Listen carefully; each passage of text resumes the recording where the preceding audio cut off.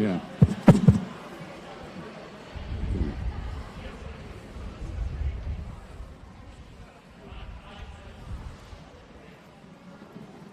Is David Smith here or anyone from the Board of Health?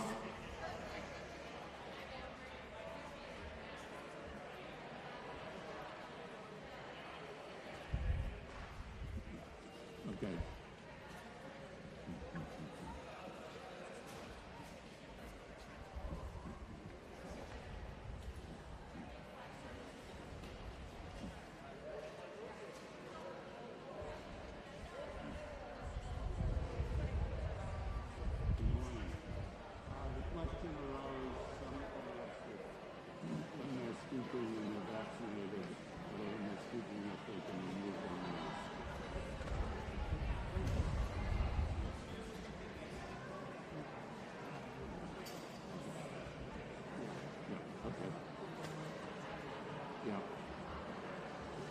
Okay, very good.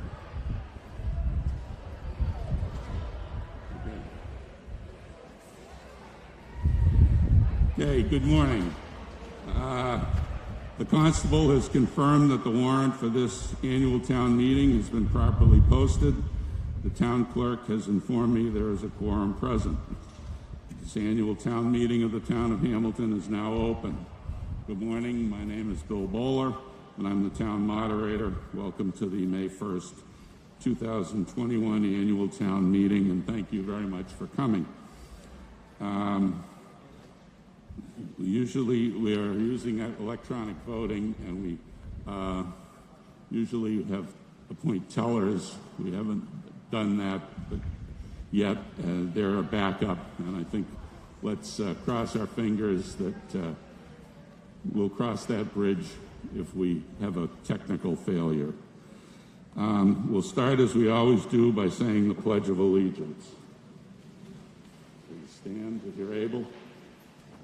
I pledge allegiance to the flag of the United States of America and to the republic for which it stands, one nation, under God, indivisible, with liberty and justice for all.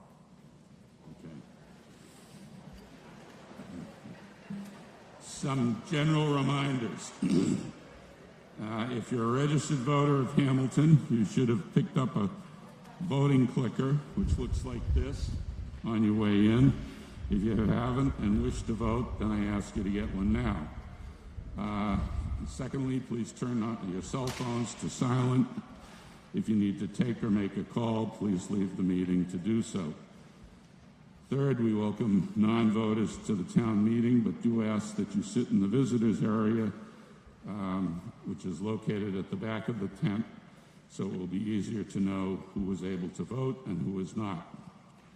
I'd like to introduce the folks who are sitting up front so you all know who they are. Tom McEnany, KP Law, Town Council, Corinne Kale, Town Clerk, Joe Demelowitz, Town Manager, Diane Katz, Interim Finance Director, Sean Farrell, Board of Selectmen Chair, Bill Olson, Selectman Vice Chair, Rosemary Kennedy, Darcy Dale, and Jamie Knudsen, Selectman. John Prelage, FinCom Chair, Christina Schenk-Hargrove, FinCom Vice Chair, David Wanger, Nick Tenson, and Valerie McCormick, FinCom members. I've asked non-resident town officials and those assisting the Selectmen or Finance Committee to be present here so they may be available to answer questions. Members of the press and video crew have also been allowed to be present. Hope you've all read through your copy of the warrant. If you did not, then there's still be some extra copies in the back where you checked in. The agenda for the meeting is the warrant. It was prepared by the Board of Selectmen. To bring an agenda item before the meeting, I will recognize a member of the sponsoring board, committee, or individual so they can make a motion. If the motion is seconded, I will recognize the proponent to speak to you about it. Once they are done, I will open the discussion. If you wish to speak, you must first ask me to recognize you. To save time, I ask that you already be standing at one of the microphones. Once you're recognized, please state your name and street address. You may then make comments or ask questions about the motion. You'll have 3 minutes to do so. I was asked if you can remove your mask when you're speaking at the microphone. Apprised by David Smith of the Board of Health that when you are at the microphone, you may remove your mask and then put it back on. But go on and come and please keep your masks on.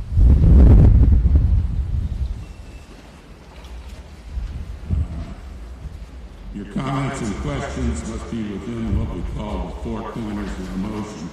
Please do not make comments about any person who is in favor or against the motion. Just comment on the merits of the motion. Please, no applause.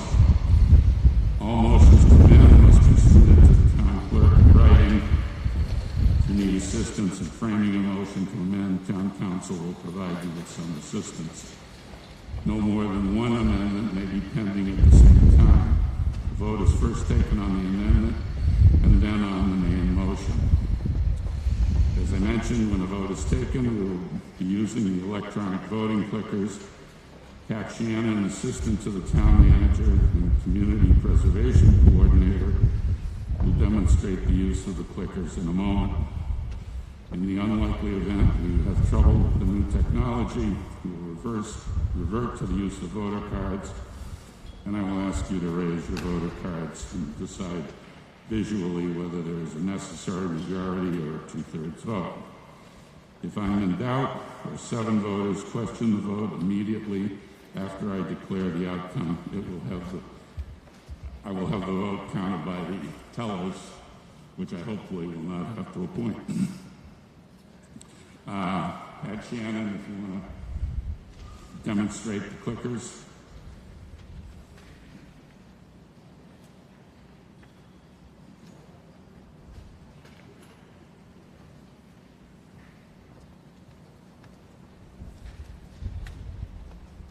Good morning, everybody. So you should have received a clicker, really simple to use. So basically, if you would like to vote yes, you click the green 1 button. If you'd like to vote no, you'll click the red 2 button. Right now, we are going to start with a test run, so y'all all get a chance to see how it works. When you do vote, there's a grid up here. Your clicker number will light up so that you know that your vote did go through. So we're just going to start with a simple test. The question is the sky blue? So you can just press enter. The vote is open. You can start voting.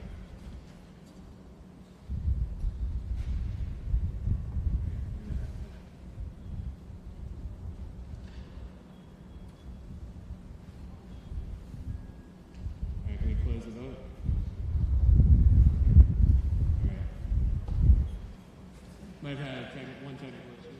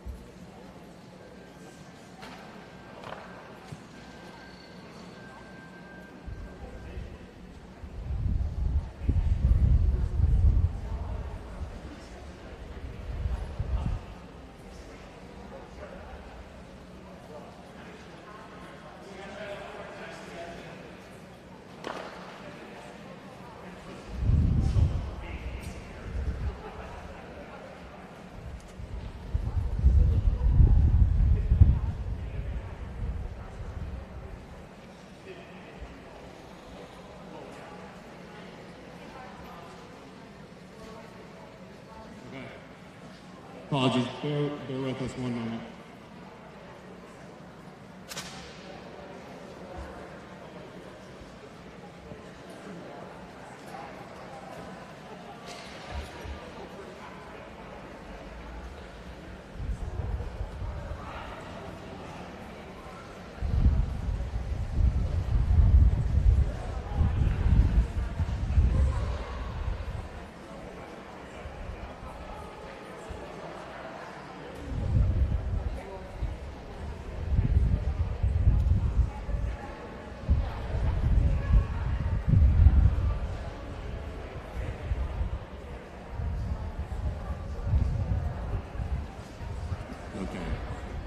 Okay.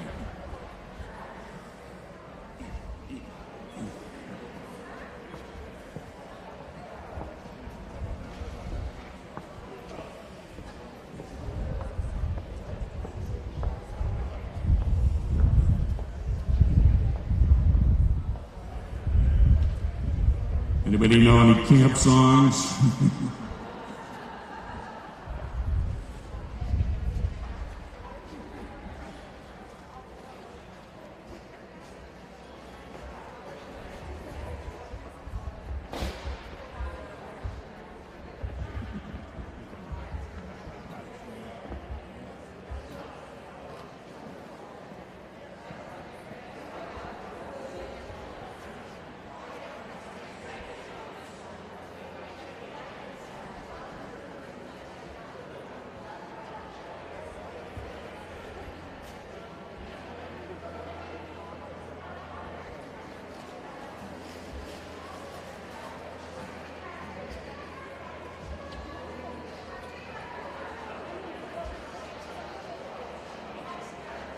Excuse me, we're gonna add a Wi-Fi booster to the back so it picks up more loads. Just give us a second.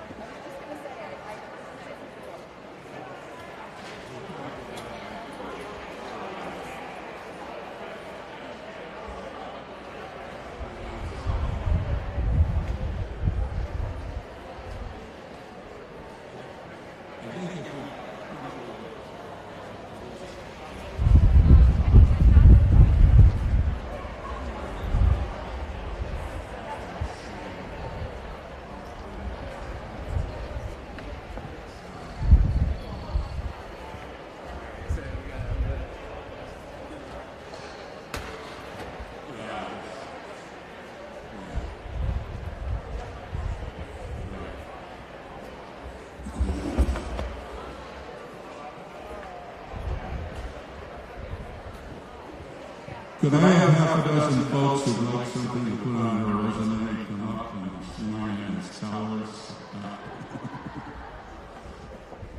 Look great on the CV. So you come up and a town clerk will swear you in, so if we come to it.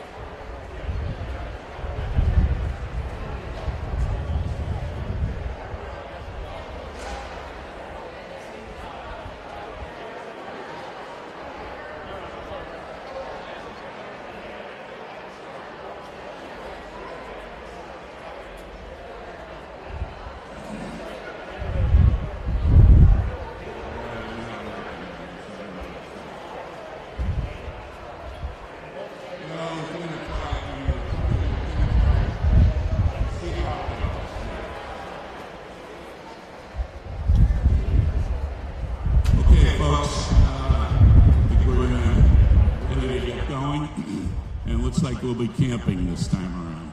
So, old style.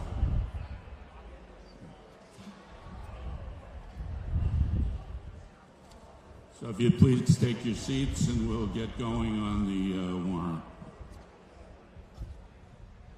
Thank you.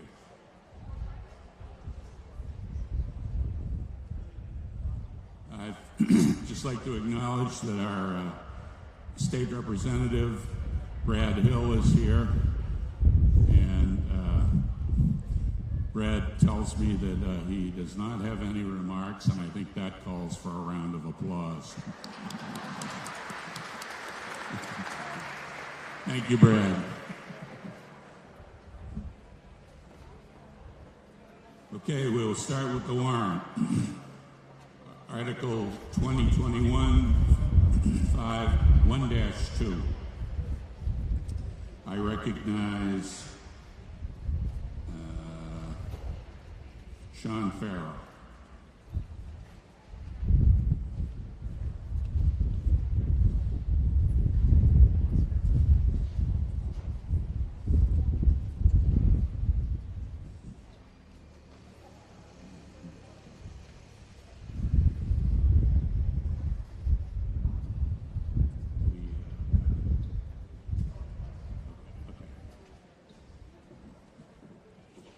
Thank you, Mr. Moderator.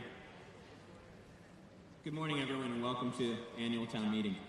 First, I'd like to say thank you to all the people involved who helped put this meeting together. And thank you to all the boards and committees who volunteered their time and effort. All your hard work, especially during this challenging last year, is truly appreciated. Next, I'd like to thank all of you for coming today. Town meeting is one of the purest forms of democracy and your opportunity to guide the future of our town. I appreciate all of you taking the time out of your day to be here. In essence of time and efficiency, I won't give you a report now, but will encourage you to read the annual town report, which will be on the town website very shortly. One thing that I will mention is that our last town meeting approved money to update the master plan. We've begun the process and are forming the steering committee. The master plan process will help us identify Hamilton's future needs to continue being a vibrant community. There will be opportunities for citizens to participate in the drafting of the plan. We would love it if as many people as possible would participate on some level. There will be public forums, workshops, surveys, etc. This is a chance to have your ideas heard on what your vision of Hamilton's future is. We'll be focusing on ways to help raise revenue and how to operate within our means. The more people we have involved, the better we can understand the needs and wants of our community. Please consider volunteering some of your time to contribute to the process. There are many important issues being brought before us today. Remember, we are all here because we care about the future of Hamilton. Please be respectful of your neighbors when they choose to speak today. We all have a right to speak to the articles presented today, whether it be for or against. Thank you all. Before we move on to the articles, is there any opening report from the Finance Committee? Okay. I recognize John Perlich, Chairman of the Finance Committee. Good morning. I hope everyone's received the FinCom report that was distributed with the warrant this year. We undertake this effort for every town meeting to clarify and provide additional color on our recommendations on the various articles. While our recommendations may be boiled down to a yes or no on a warrant, many issues are not that cut and dry for us, and often our written recommendations highlight concerns or reservations which, at the end of the day, may even be more informative than our ultimate recommendations. This year is a perfect example of that. While we support passage of the budget and other articles, we do have several concerns that I will quickly highlight. Of concern is that our town has a fundamental structural problem. What our residents most value about Hamilton makes our fiscal future challenging. We value our open space. We generally try and limit our commercial development, and we wish to maintain our highly regarded school district. But this combination makes it very hard to avoid a high tax rate. The abundant open space and a lack of commercial development in our town limit its tax revenue potential. So as expenses rise, especially personnel costs in our school and for our town employees, more burden is placed on the taxpayers where real estate taxes already account for 90% of our revenue base. Prop 2.5, however, limits the growth in this amount that can be assessed from the taxpayers.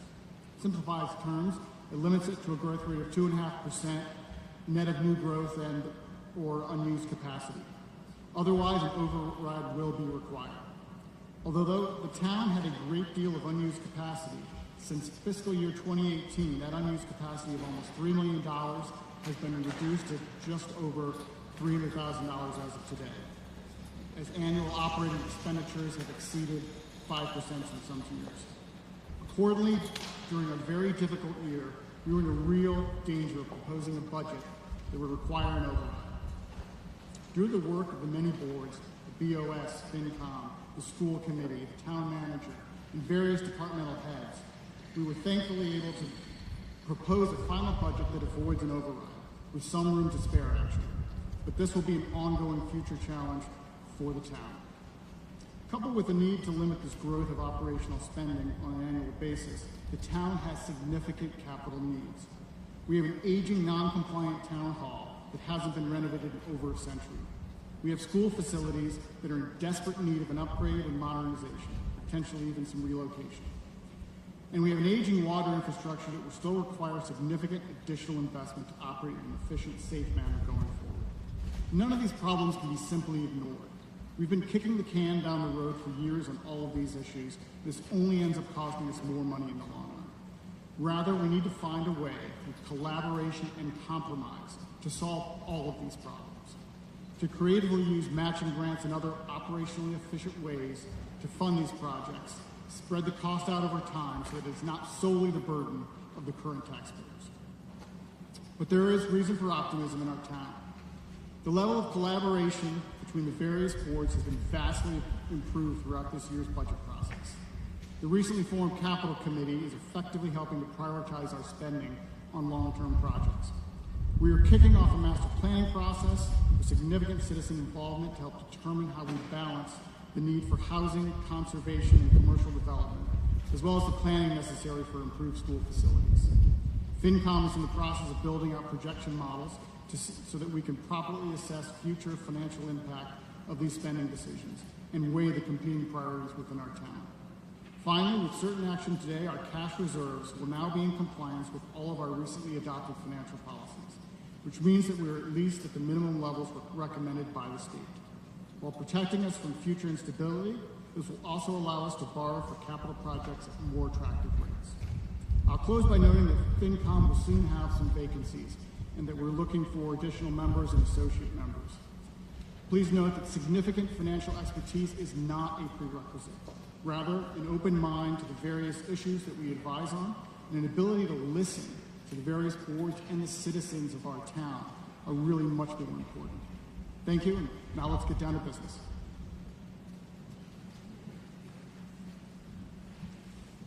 Thank you, Mr. Prelage. Okay. Article 1-2. I recognize Sean Farrow. Or who's? Oh, we didn't vote on it. Oh, okay. Okay, very good. Article 1-3. To see if the town will consolidate in one consent motion containing the motions for those articles that, in the opinion of the moderator, are not controversial and can be passed without debate or take any action thereon or relative thereto. I will now read the list of articles to be taken up and voted on as one motion. If you want to ask questions or make comments on an article, shout out "hold" as the list is read. Any article that is held will be deleted from the consent motion and taken up and considered according to its place on the warrant. Articles 2-5, 2-6, 2-7, 2-8, 2-9, and 2-10. I recognize Rosemary Kennedy. Good morning, everybody. I move that the articles included on the list of articles for consent motion for this 2021 annual town meeting, a copy of which has been delivered to the town clerk to be filed with the minutes of this meeting, be approved by one vote, each motion to be deemed a separate action under the warrant article having the same corresponding number, accepting those motions held. Is there a second? And discussion? As we typically do at every town meeting, we seek to include a number of routine but necessary articles that are not controversial in one consent motion. This allows us to limit the duration of the meeting, which again this year is even more important to us due to the ongoing pandemic, so that we can give more time to issues that are more likely to engender debate. They asked the gentleman who put the hold on Article 2-8. Do you have a question for clarification, or do you want to debate the matter? That's a yes or no answer. Okay, then I just want to clarify it to take out. Thank you. Okay, any questions or discussions on the consent agenda? Okay, if not, we can move to a vote.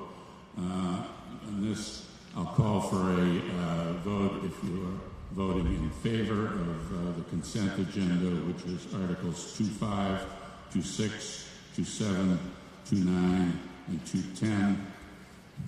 Please hold up your clicker.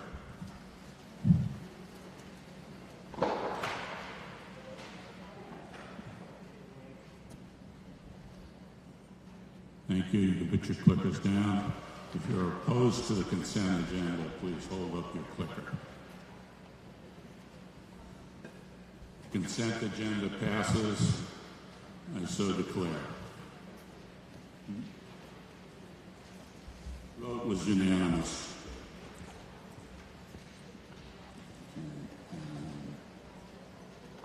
Article 2-1, compensation. I recognize Bill Olson.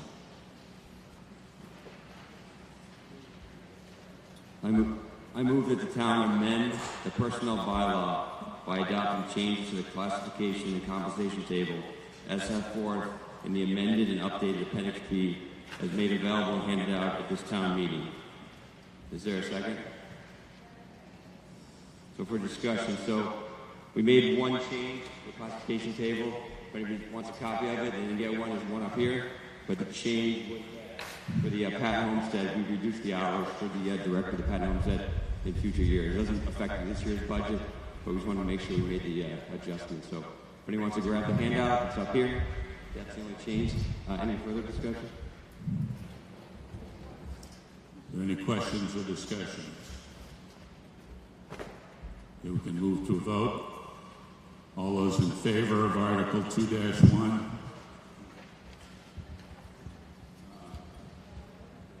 There was a second. Did they had done any of the person who had the second? Thank you. For the record? Okay, thank you. If you're in favor of the motion, you can vote now. Please raise your clicker. Thank you. You can put them down. All those opposed? The vote is unanimous. The article passes, and so declared. Article 2-2, prior year bills, to see if the town will raise and appropriate, transfer from available funds or borrow pursuant to any applicable statute a sum of money to pay any unpaid bills incurred in prior years or take any action thereon relative thereto. This requires, because it's prior year, this requires a 4/5 vote to approve. I recognize Nick Tenson.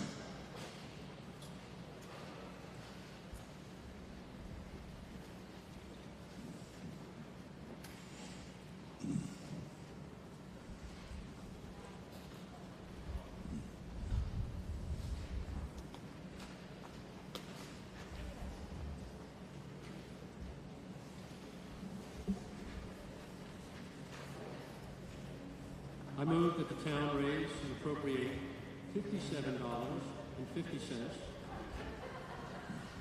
to pay unpaid bills for Kelly and but for the motor vehicle demands that's transferred from 2019 to 2020. A second? Discussion? If not, we can move to a vote. As I say, this requires a 4/5 vote. So if you're in favor of this, please raise your clickers.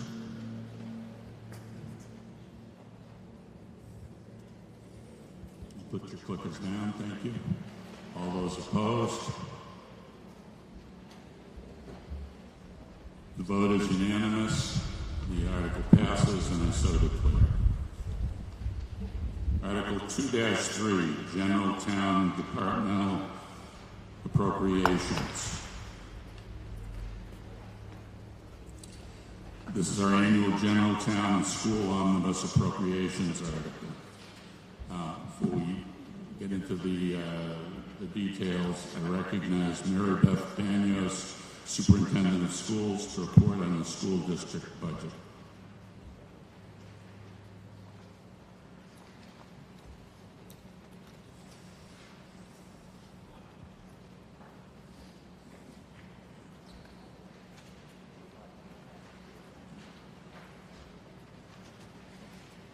Thank you, Mr. Moderator, and for the opportunity to address the citizens of Hamilton.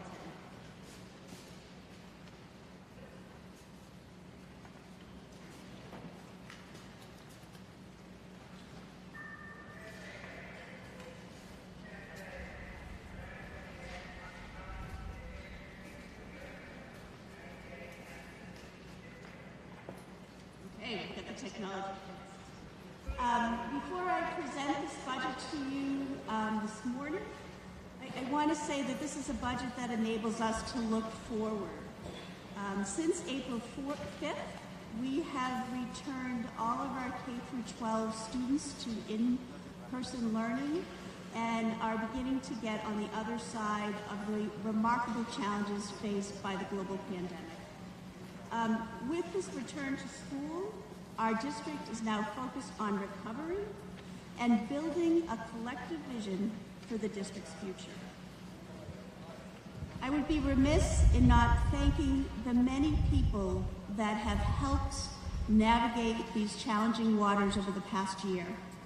My deep appreciation and the appreciation of the school district goes out to our families and to our students, to our educators and administrators, to the Hamilton-Wenham Regional School Committee, to town administrators in both Hamilton and Wenham, to the Hamilton and Wenham Boards of Health, to the Hamilton-Wenham Police and Fire, and to the Select Board and FinComs of both towns.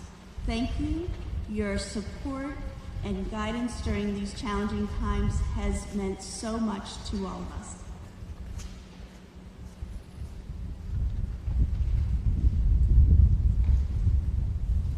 What you have in front of you are the numbers for the operating budget of the Hamilton-Wenham Regional School Department.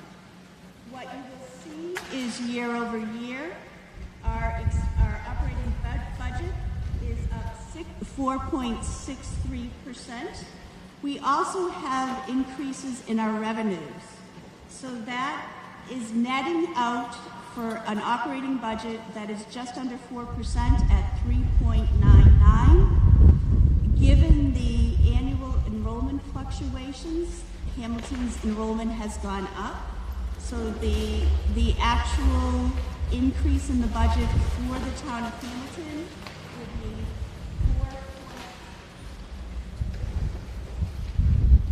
4.47.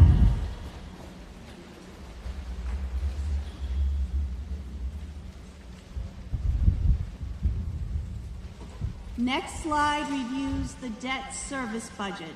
As citizens may remember, at last year's town hall, you voted a capital budget. The bill for that budget starts coming due in fiscal year 22. So you see an increase in debt service budget and the numbers are laid out in this form. When we combine both the operating budget and the debt service budget, the ultimate impact on Hamilton is an increase of 4.93%.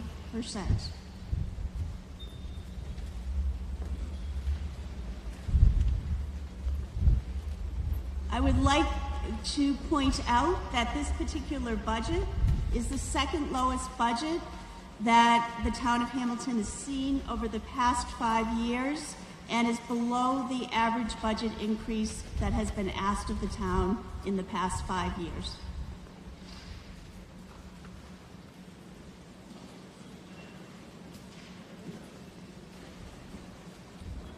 When we built this budget, there were certain priorities that drove decision making. First, in June of last year, 22.59, or approximately 8% of the staff of the Hamilton-Wenham Regional School District was eliminated due to the budget challenges associated with COVID. Part of a clear priority for this budget was to restore the capacity that was lost. Next, this budget aims to restore the middle school model that was compromised as a result of the reductions mentioned above. This budget also begins to address OPEB liability that I'll speak about in just a few minutes. And very importantly, we've heard a theme of collaboration and working together as communities face some difficult, challenging financial situations.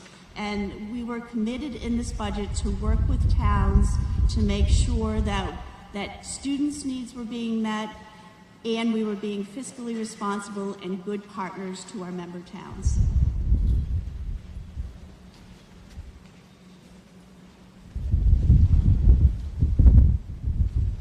I want to recall that last year, at this time, Dr. Kuchenberg presented to you, and I actually presented the Wenham budget because it was a period of transition.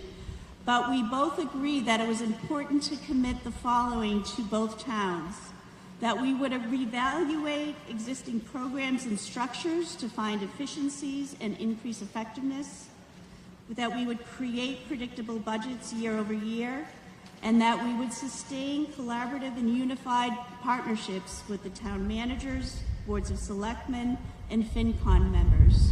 This was a commitment that was made to both towns at town meeting last year, and one that we attempted to move forward with and hold to those commitments.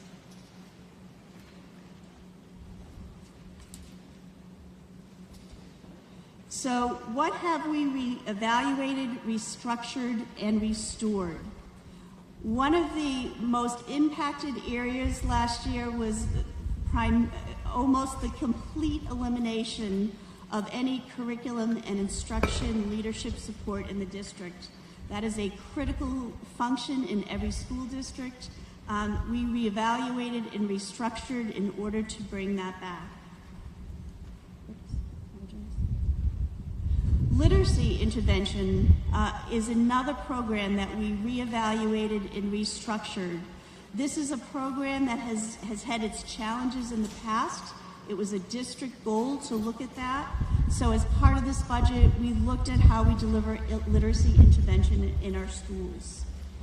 Central office was also significantly impacted by the position eliminations last year. We reevaluated and restructured in central office.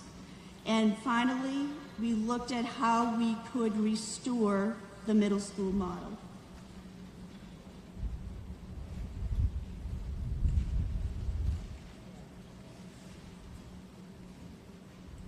This, I believe, is an important slide for people to consider. What you see on the right-hand side, or at least where it says fiscal year 20 eliminated positions. These were all of the positions last June, in the middle of the pandemic, that were eliminated from the school budget's resources in June last year. And if we were to take the approach and say what we want to do is come back to you this year and put back what was lost, I would be standing in front of you with a budget that would cost you $944,000 more. And I would be standing in front of you asking for a 7.9% increase. And we all know that that's something that does not make sense for the towns at this moment.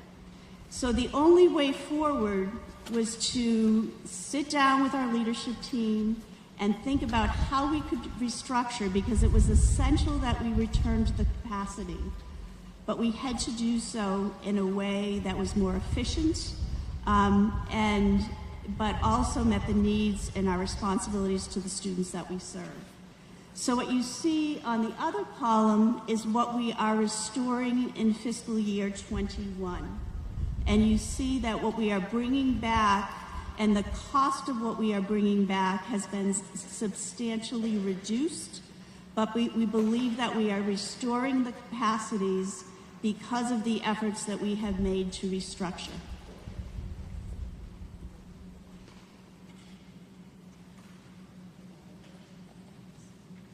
A quick example of this is that we've needed some leadership pieces and to move some functions to have systems work in this district.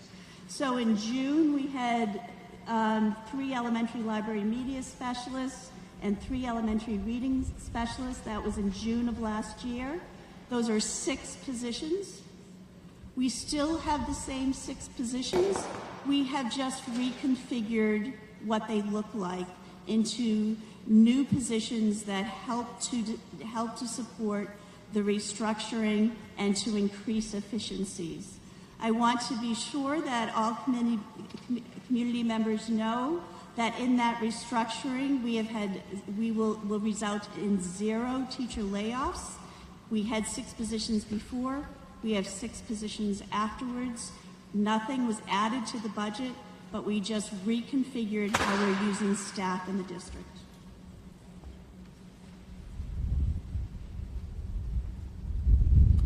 Next, I'd like to talk briefly about OPEB. OPEB stands for Other Post-Employment Benefits, and OPEB results in towns having liabilities related to the insurance costs of future retirees, those people who are currently employed in the district. Currently, the OPEB liability for the towns is $40 million, and the towns have understandably asked us to start to address this liability. We have an initial entry into this where the fiscal year 22 budget has within it its first attempt to fund this liability with $100,000 in OPEB trust to move forward with that. Our plan is once we have finished making payments to the Essex retirement, to fund the Essex retirement liabilities, that those payments will then also join the future payments towards OPEB, looking to substantially reduce the liability that exists in this area.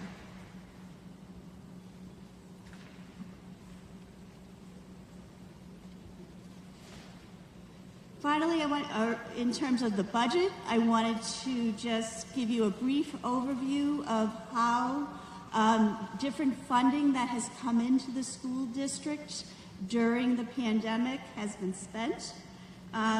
We had a COVID relief fund come in. Those funds were used for things like tents, PPE, updates to our HVAC system, and technology. We have used the other currently expended grants to purchase technology.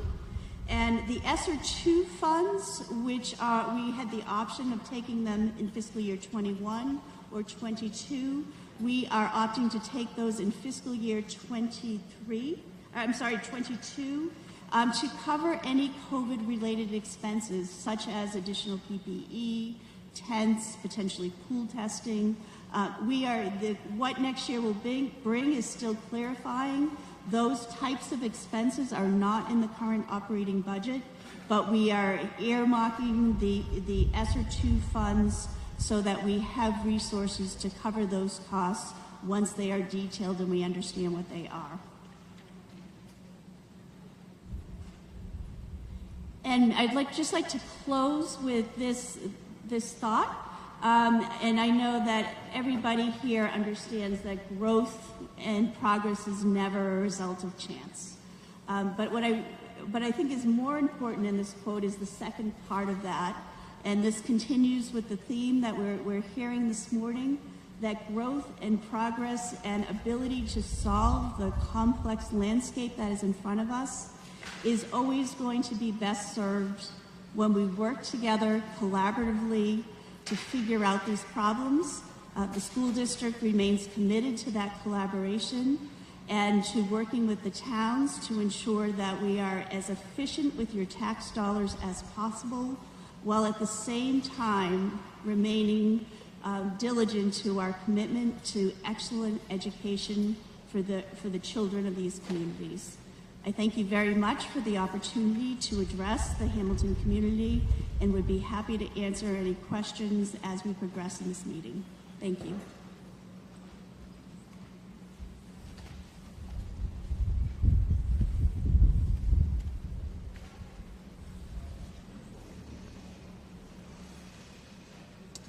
Thank you.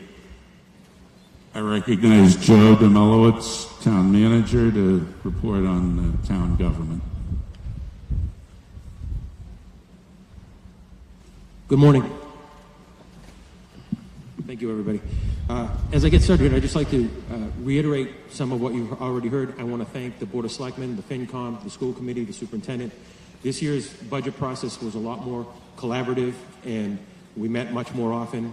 It was a very good process. It's got us to the result that's here today, and I appreciate the hard work and collaboration of all the people involved, especially our department heads as well. I don't want to forget them. Our department heads bring a lot to the table, explaining what their needs are, and do a really good job of helping us identify ways to save money. So I don't want that to go unrecognized. Is it any button? There we go. Okay. The fiscal year 2022 budget is for $35,288,204 in total spending for both the schools and towns. This represents a total increase in spending of $486,333 over the current year budget. The split between the towns and schools includes a regional school district increase of about $1 million and a total town decrease of just over $500,000. A big reason for the decrease in 22 spending is a reduction in our transfers to stabilization accounts. This budget proposes a $346,000 transfer to the stabilization fund. It does not propose any transfer to the capital stabilization fund.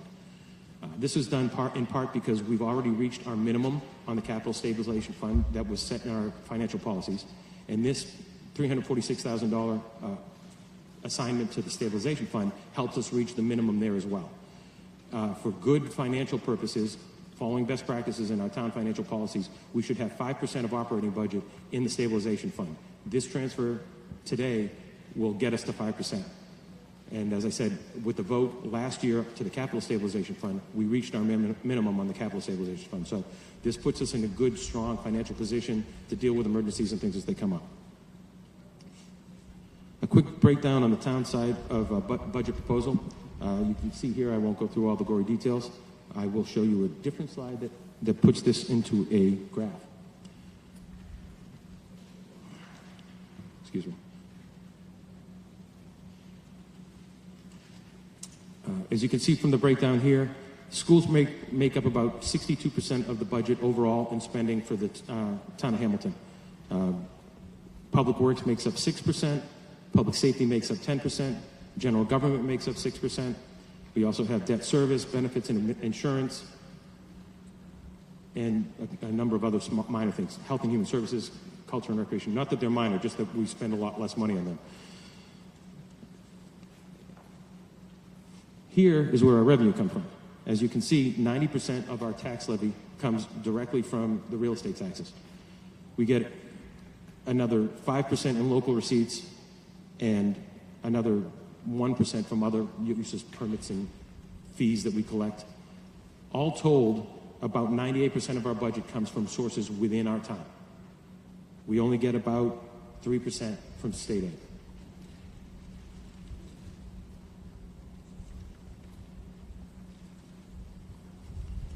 This is a graph to just show you the tax rate breakdown.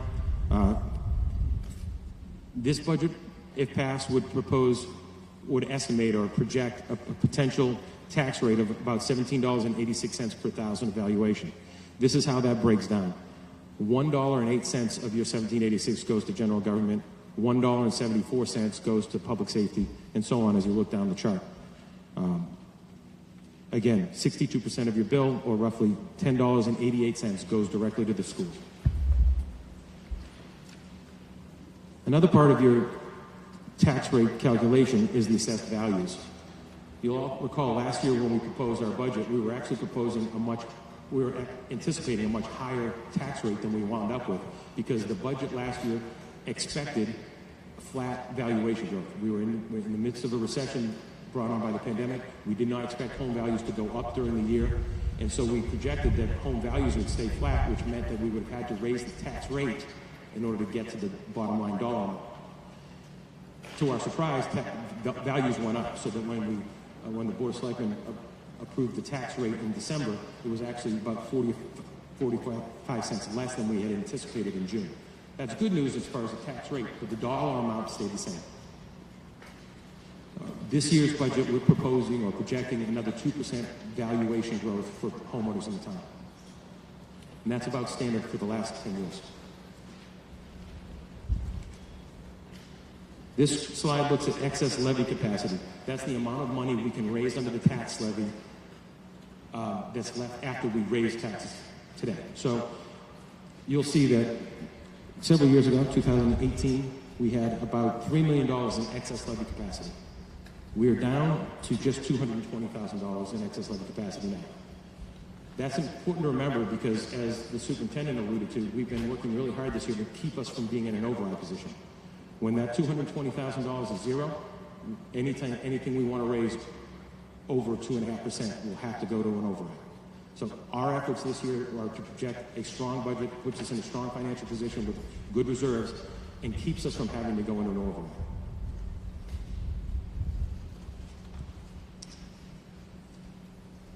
This is just a little bit of a historical look at kind of some key markers in our finances. The median home value from FY 2017 to FY 22.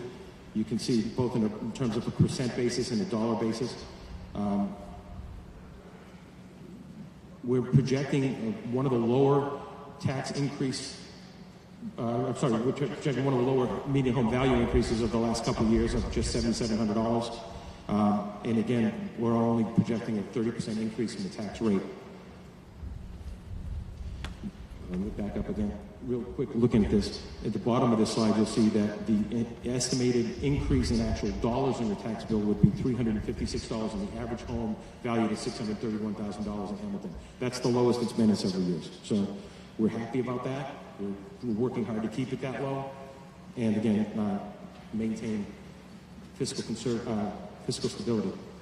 And our last slide is just a quick budget overview.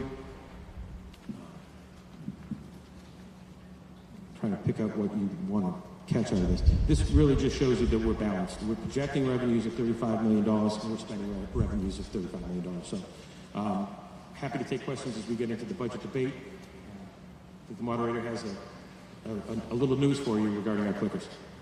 Thank you. Thank you. Thank you. I'm told that by our technical gurus that the problem with the clickers has been solved. So we're going to first do a test to make sure that that is in fact the case. And if it is, then we will be able to go back to the electronic voting. So, Mr. Shannon.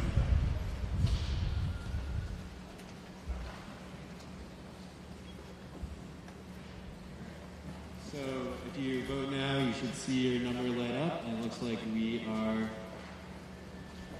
doing good. We'll see if for your patience. So we'll see here in a moment if the sky is blue. Okay. Thank you.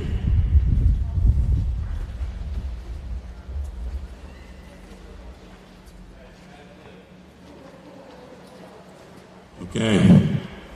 Not quite Apollo 14, but we're glad to have it back.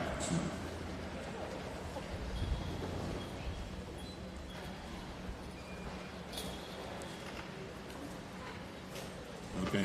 Sure. I recognize Joe DeMello. Real quick, I just want to let you know, there's a typo on the screen, but it is not in the warrant book. You'll be voting on the article as it is in the warrant book. It's $34 million that you're voting, not $34,000. So I just want to be clear.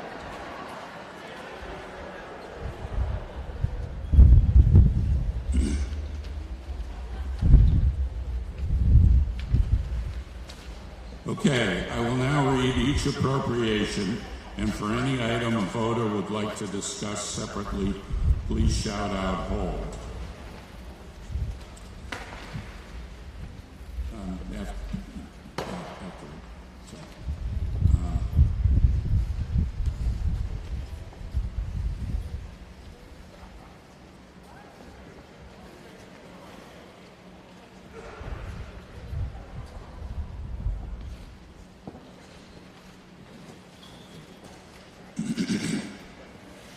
Okay.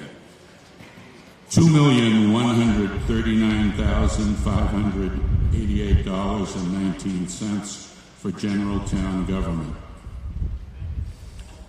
$3,447,605.61 for public safety. $21,502,184 for Hamilton Wenham Regional School District. $285,169 for Essex North Shore Agricultural and Technical School District. $2,076,883.20 for Department of Public Works. $326,631.77 for Health and Human Services. $1,030,368.24 for Culture and Recreation. And $4,479,773.94 for unclassified. Totals $35,288,203.95.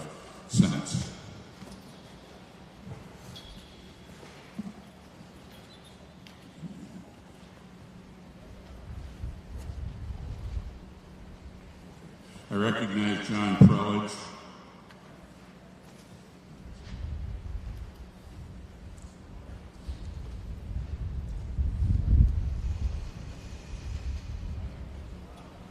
I move that the town raise and appropriate the sums read by the moderator for schools and other town expenses which are set forth in the 2022 fiscal year budget in Appendix B, the 2021 Appendix Book, Appendix C, the 2021 Appendix Book, with the corrections read.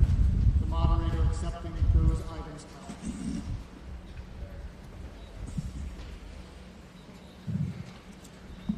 Okay. There was a held item on the Hamilton Wenham Regional School District.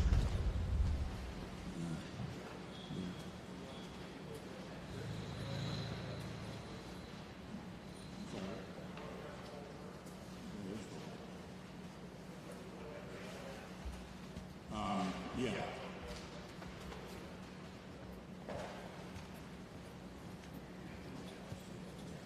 Okay.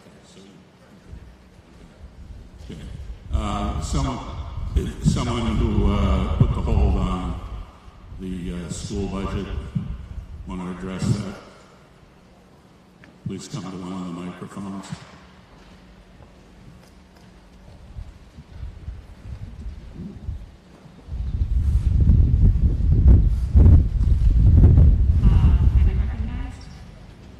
Okay, please state your name and address. Jennifer McLaughlin, 221 Lake Drive. For me, the school budget isn't solely about hitting the magic number that avoids a tax rate impact. No one here wants to increase their taxes, and even as a parent, I would have a difficult time supporting that. My objection to the budget is not about the number, it's about where the money is going and how it is being spent, and whether that spending is responsible and sustainable. It's about providing the required supports and services to our students and teachers to meet the needs of our students, and this budget isn't doing that. Not only is it not supporting the needs within the school building, but it's also not sustainable. In comparing our budget to other comparable neighboring towns, we are spending more per student and getting less direct services. This budget cuts middle school foreign language, honor classes, and removes reading specialists. How are we spending more and yet offering our students less? This budget can be better. It needs to go back to the superintendent and school committee to be revised.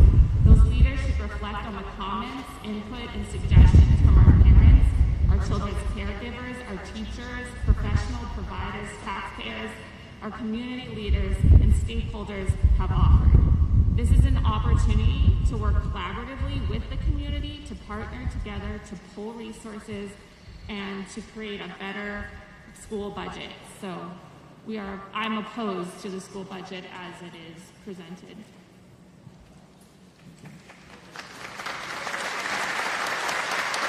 Please, no applause.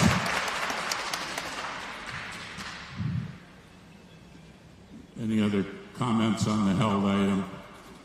Julia McDougall, 57 Blueberry Lane in Hamilton. The priorities of this budget do not meet the needs of our students at this critical time.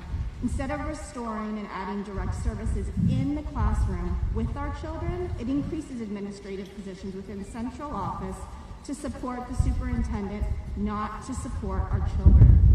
$40,000 for a PR firm, $30,000 to an outside consultant firm to help with the portrait of a graduate project, $60,000+ community liaison position. None of these positions directly support our students who will be facing significant gaps in their learning and social emotional well-being due to the pandemic. These three positions, $130,000, could instead pay for roughly 2 to 3 full-time teaching positions like a language teacher, reading specialist, classroom of computers. The restructuring of our elementary literacy program is of grave concern. As an elementary school psychologist, I can tell you, taking reading specialists away from directly evaluating students' reading skills and using untrained part-time TAs to screen for deficits is not prudent. We need to utilize the highly skilled specialists to evaluate where the specific skill gaps are post-pandemic and have them prescribe the instructional strategies and interventions. Once the gaps are identified, then we can go back as a district and reevaluate the literacy program. Misallocation of resources isn't the only problem with this budget. The superintendent hasn't reached out and collaborated with her own teachers on this budget. When the elementary teachers were surveyed by the union about this restructuring of the literacy program, 86% were opposed, 14% unsure, 0% were in support, 0. Despite this, they're forging ahead with this with no buy-in from her own staff. On a parent-teacher Zoom meeting last week with over 150 families, the elementary teachers were directly asked, how is this restructuring going to work? Not one of them had any details or knowledge of how it was being implemented. This is not how you run any organization, let alone the Hamilton Wenham schools. This isn't leadership. There's no attempt in this budget to restore languages. Again, instead of adding PR firms, community liaisons, consulting firms, we can take that money and hire language teachers back. As a fellow educator, I implore you to vote no on this budget.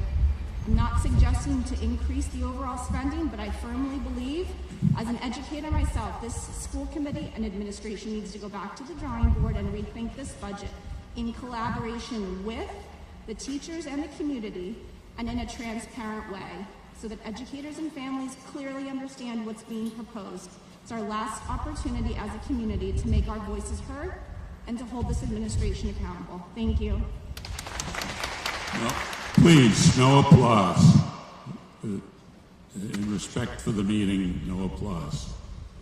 On this held item, my understanding was that, well, first of all, if I may give just a little bit of background, the purpose of town meeting is to, or the job of town meeting is to vote on a budget. It's not to get into and approve the details of the budget. Certainly a certain amount of discussion about is warranted, but I think this should be kept at that level. My understanding was, before we go further, that there was going to be an amendment offered with respect to a separate vote on the budget.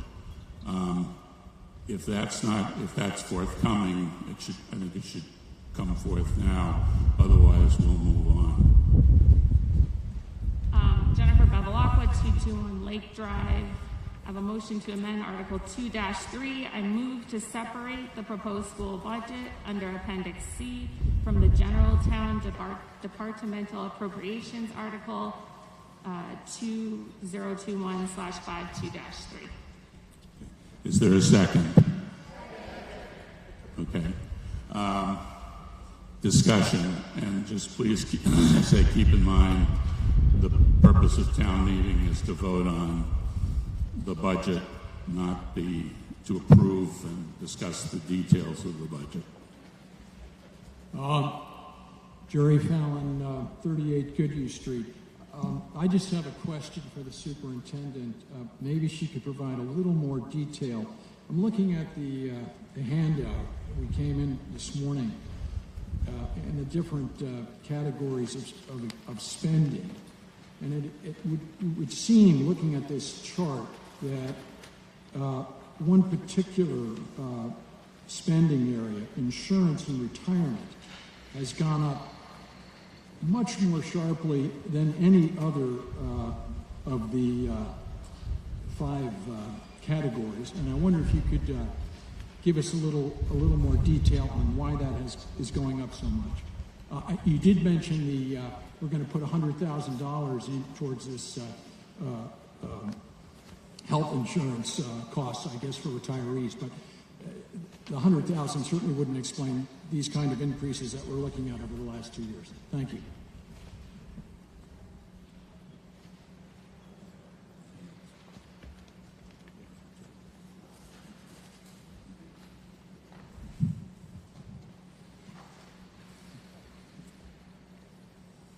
To clarify your question, what we see in terms of health insurance is that cost goes up annually, and that is a fairly large increase.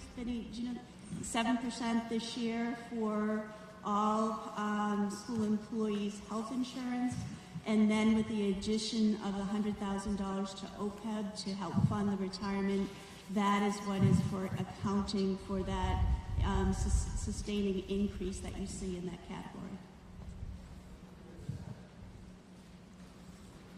Any other questions or comments? Natalie Hildreth, 121 Linden Street. This school budget was developed without consideration of the input from parents, caregivers, stakeholders, and teachers. The teachers' union surveyed the elementary teachers on the proposed budget. None of them support it. The significant district changes in the budget are being bulldozed through in the face of parent and teacher opposition and pleas. Our children are coming out of a year-long pandemic where undoubtedly there is lost learning and social emotional well-being challenges. This next school year, as we regain some normalcy, is not the time to restructure the school district by taking experienced teachers and specialists out of the classrooms. In this proposed school budget, the superintendent wants to eliminate the reading specialist and librarian at each elementary school. These are 6 student-facing elementary positions that will be eliminated to create 6 new positions. Out of these 6 new positions, only 1 will be physically teaching and working with students. The rest are middle managers that will be spread across the 3 schools. This restructuring removes veteran teachers from the classroom and replaces them with part-time, lower qualified TA positions who will be expected to follow a script for certain interventions and services for our youngest learners. The school budget is creating lower paying part-time jobs in order to free up money so the superintendent can continue to inflate the central office with redundant administrative positions and outsource her own work by hiring firms to produce visioning pieces and handle PR.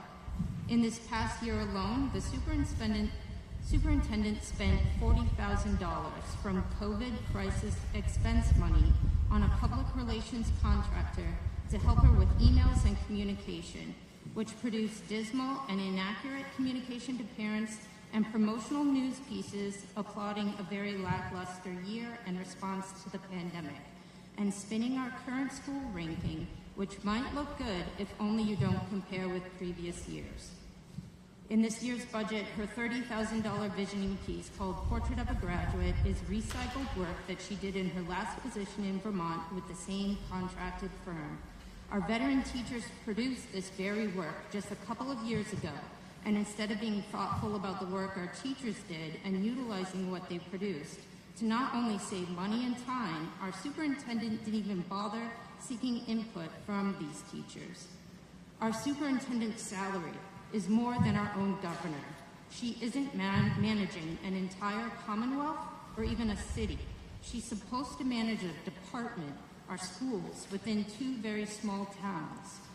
Lastly, and most importantly, the voices of this community are not being heard by this superintendent or by the majority of the school committee. The ability to watch the school committee meetings virtually the past year has been eye-opening. It's crystal clear why we can't keep administrators and why district teachers are leaving in droves. Our student enrollment numbers are tanking from families. It's been 3 minutes, ma'am. Ma'am, you've had your 3 minutes. Can I state Please. my last sentence? I'm sorry. Can I say my last sentence? Please quickly finish. We're not asking for an increase. We're asking for fiscal responsibility. We do not have a money problem here. We have a mismanagement of funds at the hands of the superintendent and the school committee who's enabling her. Thank you. I just would remind speakers that the job of town meeting is to vote on a bottom line budget and not to approve the details of the budget.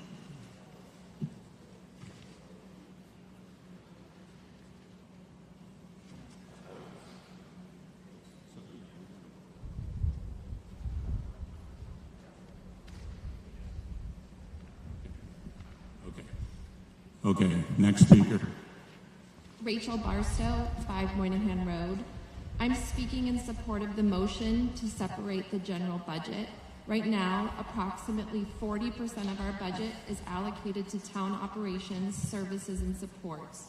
The remaining 60% is allocated for schools. Our town management is efficient. They've decreased their budgets by 4%, and we want to approve and support their fiscal responsibility. The school budget is the opposite and has increased its budget by a 4.9% increase. While our total town budget appears cash flow neutral, it is not. The smaller departments are collectively taking a hit to their budget so that we can increase the school budget. What happens next year when those other town departments realize that they need reasonable funding and can't sustain themselves, while the school is asking for more money as well?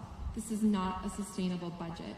We need to separate the budget so that we can highlight the imprudent decisions being proposed in this budget.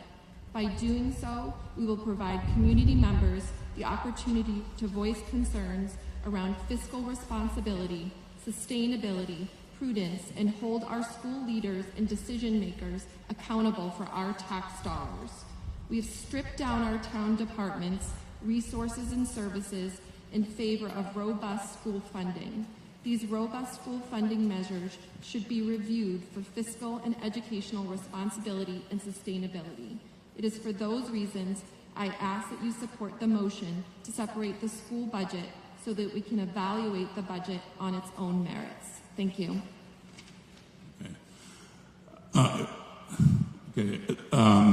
I'm reluctant to cut off debate, but keep in mind this motion to amend is a motion to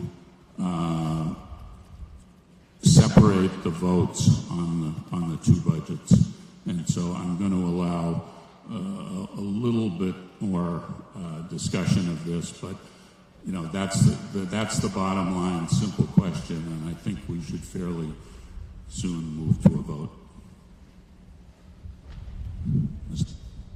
Bill Wilson, 419 Highland Street. These are definitely important decisions to discuss. I wanted to get some clarity here and ask a few questions, either of the town council or of the school board. But you know, we're asked. It's very complex when you have a regional school district and elected officials for the town. But for the school budget, we're being asked to vote on a line item budget, not an allocated budget. So what can we do today in terms of allocation versus a line item budget, and how does the school board look at that? Would they accept reallocation of discussion today, or just a bottom line budget we're voting on that you guys allocate at your own meeting with your own vote? So it'd be good to get some clarity on, allocation versus bottom line of what changes we can make today on that. Recognize town council. Thank you, Mr. Moderator. With respect to school budgets under General Laws, Chapter 71, Section 34, town meeting only approves a so-called bottom line budget. So unlike a budget on the town side, where town meeting has the ability to essentially go through and make changes to specific line items in the budget, that is not the case with respect to school budgets. School budgets, town meeting only votes the bottom line. Town meeting does not get to determine programming, or, for example, town meeting doesn't have the ability to say, I want to increase the school budget by $25,000 to fund foreign language programs, for example. If town meeting were to increase the budget by that much money, then the school committee and the school superintendent essentially have the ability to either use the money for that purpose or for any other purpose that they wish to use it for. It would be directory and not mandatory. So town meeting's role with respect to school budgets is different than it is with respect to town budgets.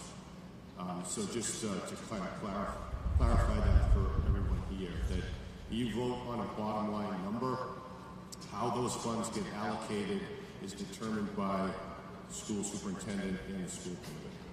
Thank you, Mr. Moderator. Thank you. Do we have someone at the microphone? Hello, Ryan Quinn, 16 North Street. As to the procedure that we're discussing here, I'll try and be quick. I want to say substantively I agree with everything said by Jennifer and Julia and Natalie and Rachel. But in terms of a bottom line budget, I believe Natalie said that the process for setting the school district budget was to bulldoze over teacher and parents' concerns. And if that's true, I'm not sure what other mechanism we have than to vote down the school budget and to force them to participate in a dialogue with the people of the town and the people who teach in the school district.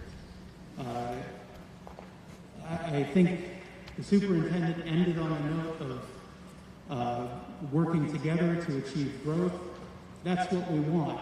And let's have that discussion. We haven't had it yet. Thank you. Okay, I think we're ready for a vote.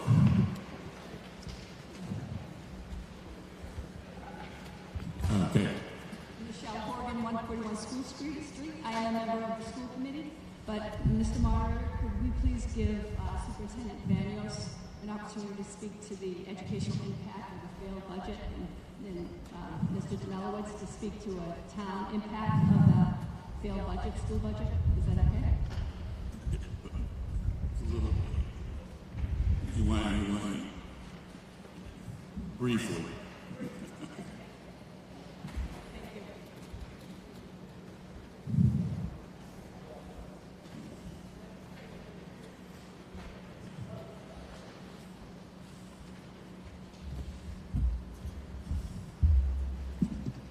Good morning, everyone.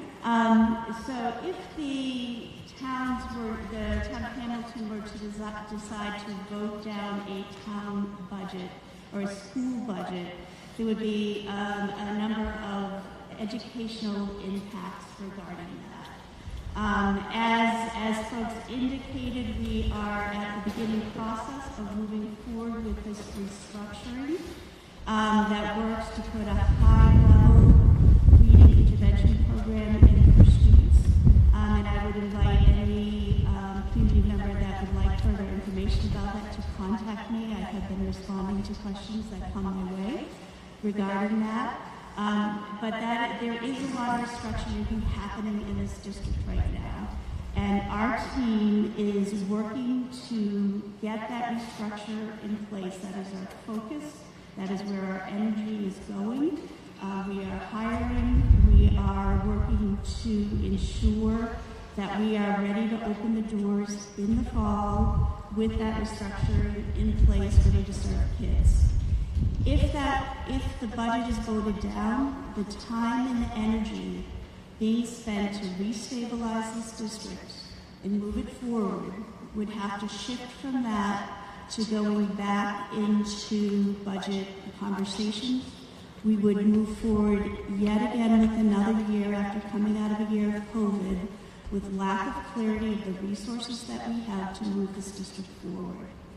So it would be remarkably educationally impactful to this district and have an impact on students if we have to shift our focus from getting ready to move this district forward to going back to a budget discussion, and again having lack of clarity around funding, very similar to what happened last year. When I arrived here on July 1st, there were no voted budgets in this district, and that was a challenging scenario to navigate. Thank you. Okay, I think we're ready for a vote. Yeah. On the town side, the impact of the failing the school budget would be that we would have to wait for the school committee to adopt a new budget, and then have to have a special town meeting to come back and have a separate vote on just that school budget. Then if that failed, the state would take over the school system's budget. In the meantime, we'd be held up determining our tax rate because we would only have approved the portion of the budget related to the town, not the portion of the budget that would be related to school. So this creates a lot of domino effects that would negatively impact not just the schools, but the town as well. Just letting you know. Okay. Thank you. Okay, we're ready to vote on the amendment. The amendment is to separate the proposed school budget from the general town departmental appropriations. So essentially to have a separate vote on the school budget. So at this point. So if you are in favor of the, we'll have 20 seconds to plug in your vote. So if you are in favor of the amendment, please vote now.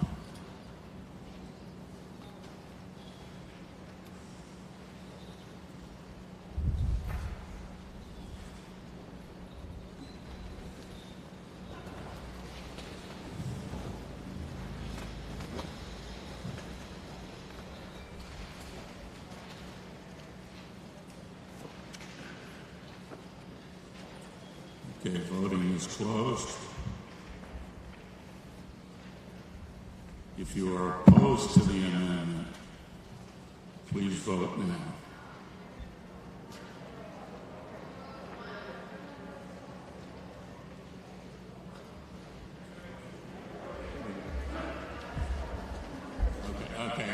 sorry.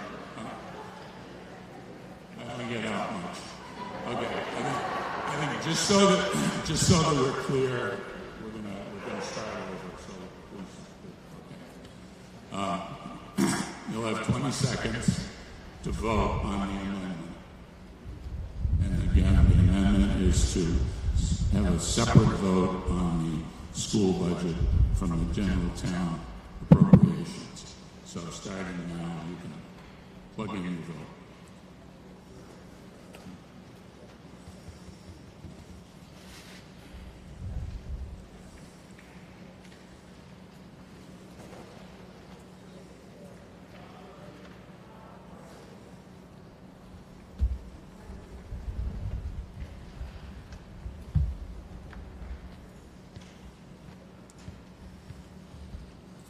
Okay, 20 seconds is up. Voting is over.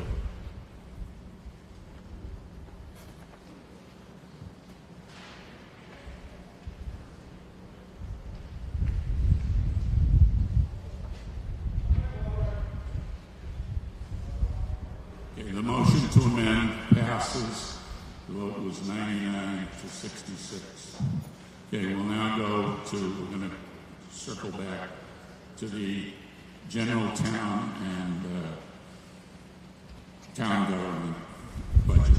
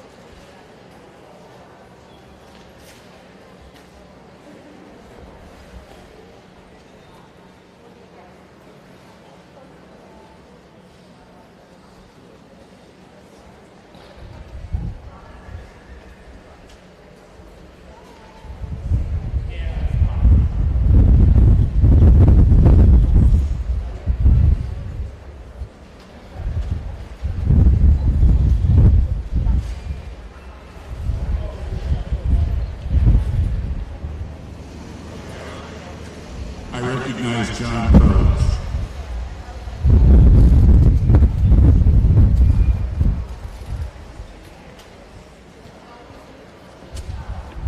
I move that the town raise and appropriate $13,786,020 for the town expenses, for the various expenses listed earlier enumerated by the moderator, except for number 4, Hamilton Renovation. Is there a second?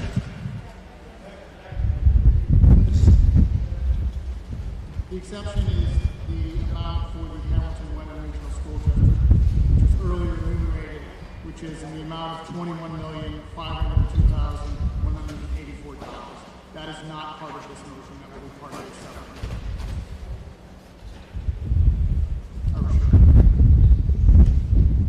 Is that better? Does anyone need any more clarification on the motion? This is for everything in the enumerated budget items other than the Hamilton Wenham Regional School District line item. Okay. There any, there's a second. Okay. Any further questions or discussion? Okay, we are now going to vote on the motion. This is a motion to approve general town departmental appropriations with the exception of the Hamilton Wenham Regional School District. And again, the amount is $13,786,020. Okay. We'll have 20 seconds. You can put your vote in now, please.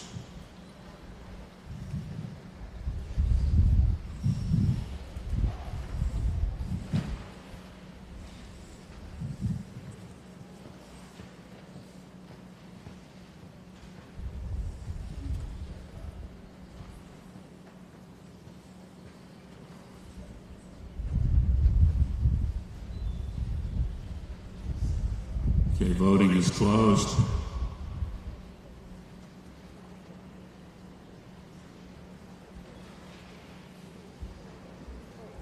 The motion passes, and I so declare.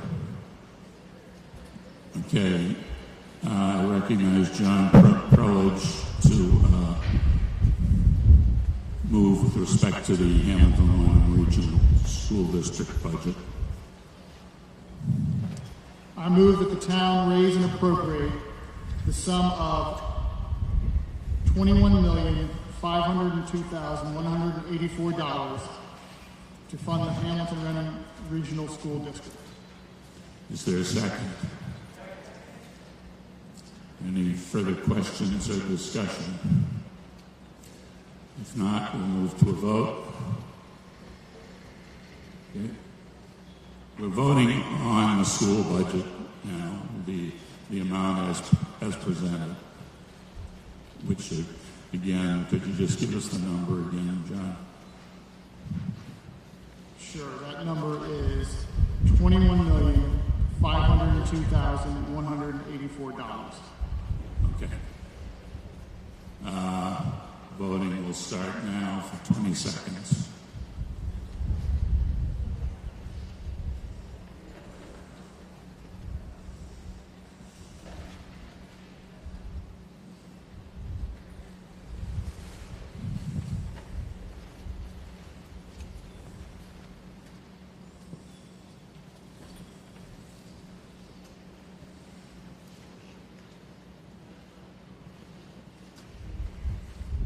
Voting is closed.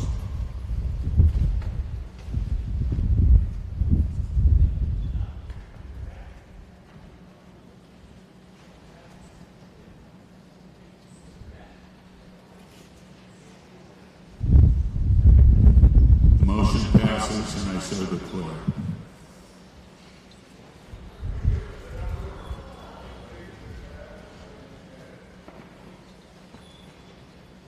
$86 in favor, 76 opposed. Before we move on, I understand that State Senator Bruce Tarr is here. just like to acknowledge him.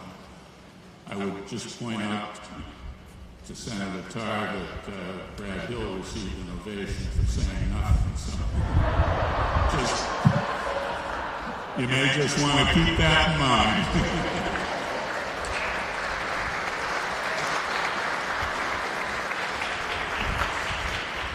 Seriously, if you'd like to say anything. Okay. Again, thank you very much for coming.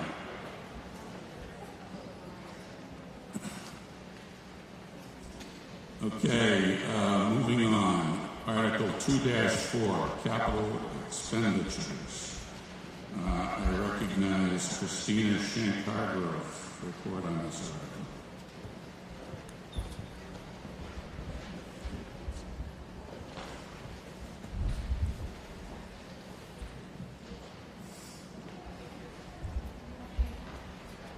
Good morning.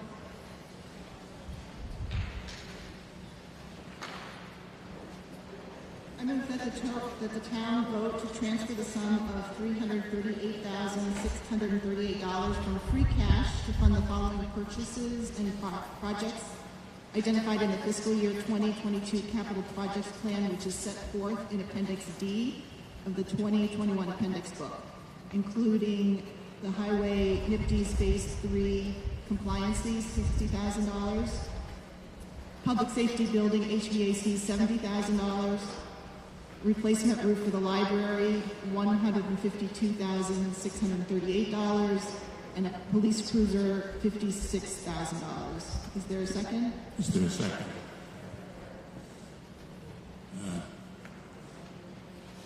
Discussion?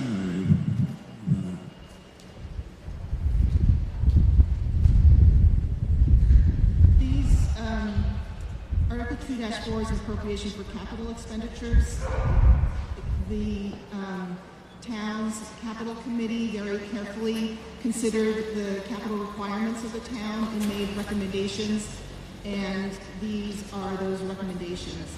The NIPD's Phase 3 compliance relates to EPA regulations and required systems that are necessary.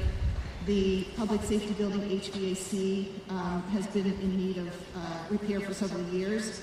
This came before us last year, and we deferred it due to the situation last year. So these are repairs that have been needed for some time and need to be done in that building.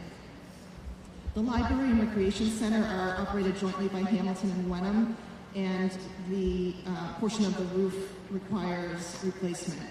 Part of this cost had been included in the FY21 budget, but the initial estimates were low, and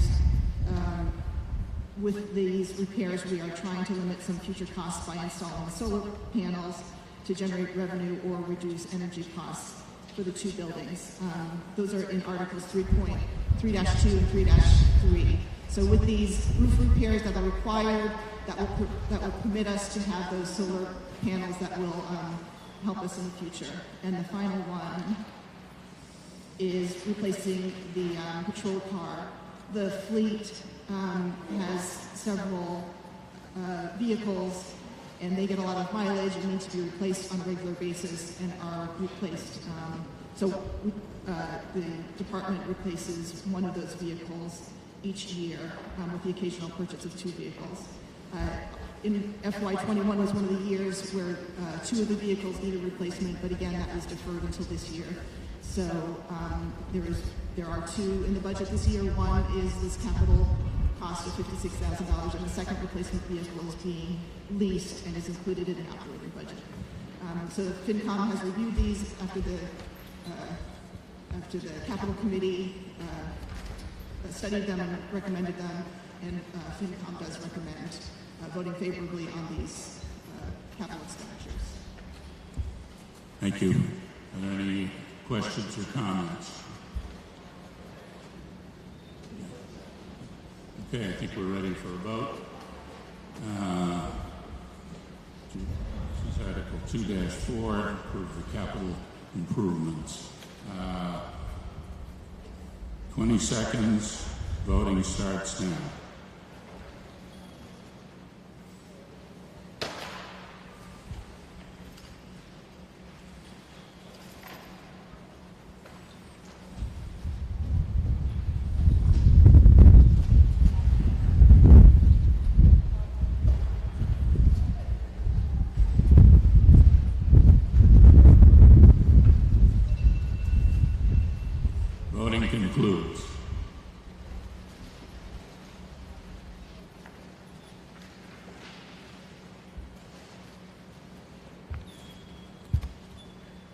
The motion passes, and I so declare.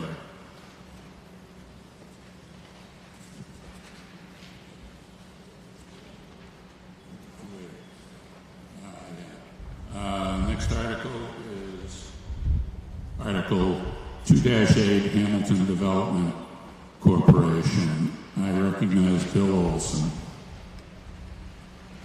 I move that the town raise and appropriate $66,051 for the Hamilton Development Corporation. Is there a second? So just to get some context on this comes from our meals tax. This is a program we favorably voted on 10 years in a row at town meeting. The sports selectmen voted in favor of this 4-1 and FinCom 5-0. So this does not affect the tax rate. It's generated by meals tax. To get some context, we're seeing a project that HTC recently developed on Willow Street, which will provide $43,000 a year of taxes plus a new rental property. So something to think about as we, try to get this to continue. I'm going to recognize the HTC to speak on this. So the moderator recognize the HTC. Sure.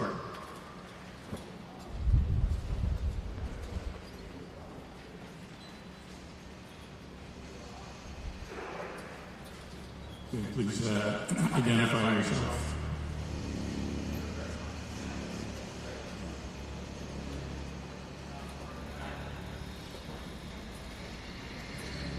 Yes, my name is Rick Mitchell. I'm chair of the Hamilton Development Corporation with 36 Rock Maple Avenue. I would like to ask for your support. The town meeting established the meals tax 10 years ago. For the last 10 years, town meeting has overwhelmingly supported the appropriation of the meals tax. As Bill alluded to, the 5-member volunteer board has worked for the last 7 years. We acquired the MAC property at 5963 Willow and put it out to bid. It's successful, and currently, if you've driven by that site, you'll see that in fact, there is construction going on. It's going to be an 18-unit market rate rental with commercial on the first floor. Thanks to the Affordable Housing Trust and their contribution, 9 points units are going to be affordable for anybody making less than $70,000 a year as a single person. The other 9 units will be market rate rental units. They're much needed in this town. It's going to contribute an additional new $42,000 a year in real estate taxes. And as you've heard today, that this town is very much in need of new tax revenue. And we're in fact the only town entity that actually generates revenue. So I would ask that you support this motion. If you have any questions, I'd be happy to answer them. Mr. Lawrence. Mr. Moderator, I have... please identify yourself. Jack Lawrence, I think the HGC has done a great job with this property, and they've done a very good job in selling it for a profit. The results are going to be terrific. My only question is whether or not we should allocate this money from the meals tax to them. We've done this for years, to give them the money to carry the debt which they incurred to purchase the property in the first place. Now they have their seed money. I see no reason as a matter of fiscal discipline that we should continue necessarily to give them this money as an automatic augmentation of the amount of money they have. They have their seed money. One will hope they're going to do great things with it. I have no idea what their intentions are, but I just don't see an automatic transfer of these funds to the HDC. I'll vote no on it.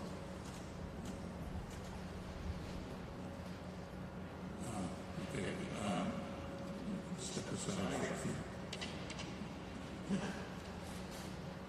Good morning, Dave White here, member of FinCom.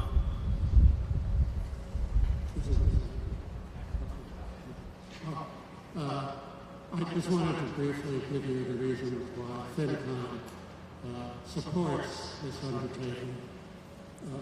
if you've read the FinCom report, you see that we agree with Jack Lawrence that this has been thus far a productive endeavor.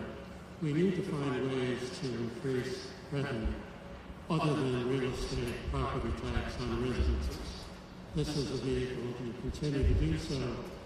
I understand there's been criticism of this in the past. FinCom has undertaken, with the cooperation of the HDC, to have periodic reviews of their budget and of their plans and their progress. So I believe will continue to do that. Thank you. Yes. Mr. Moderator, Doug Streets, 557 Bay Road. When this was instituted in 2010, my memory is that the big concern of downtown Hamilton was septic and drainage issues from COVID. This would address that. 15-page act passed by the state legislature, the purpose of which states that it was for unused, underused, and underdeveloped properties that could not be developed by private enterprise. And this act gave the Hamilton Development Corporation very big independent powers of borrowing money and selling bonds to fund their projects. In the meantime of that 10 years, they've received over $700,000 of meals tax subsidies, and they have then gotten this $500,000 straight from the Affordable Housing Trust to support the sale of the Willow Street property. I would read one section, section 12 of this act says, the corporation's methods of providing funds for the general purposes of the corporation represent no obligation of the Commonwealth or of the town. Their debts are to be paid solely out of the net assets of the corporation. At this point, they have net assets, and I think it is time for the Hamilton Development Corporation, as the act intended, stands on their own, and the subsidy that comes from the town should be in. Any other questions? Mark Johnson, 6 Putnam Drive, Hamilton.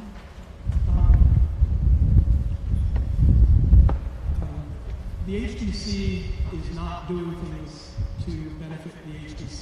The HDC is doing things to benefit the town of Hamilton. And as they are taking on different expenses, some of them are quite large, some of them are quite small. One of them that they've done on the affordable housing, but they've also done a lot of things to improve the downtown. And if you look forward, we will continue to have many things to do and to spend downtown. The question is whether or not we want to spend town general fund money on it or meals tax money on it. So to the extent we get ambitious and we want to beautify the downtown further, there is no shortage of things that will improve our community. And the HDC is the right vehicle to do it. And the money that they have from netting the sales of trade is not going to be enough to undertake the things that we need to do at the town level. So I would much prefer for us to continue to fund this money from the meals tax. If to the extent it gives them a little bit of a surplus moment to moment now because they have money from the trade board, there's no shortage of things that will benefit the town of Hamilton that they will spend it on. Thank you.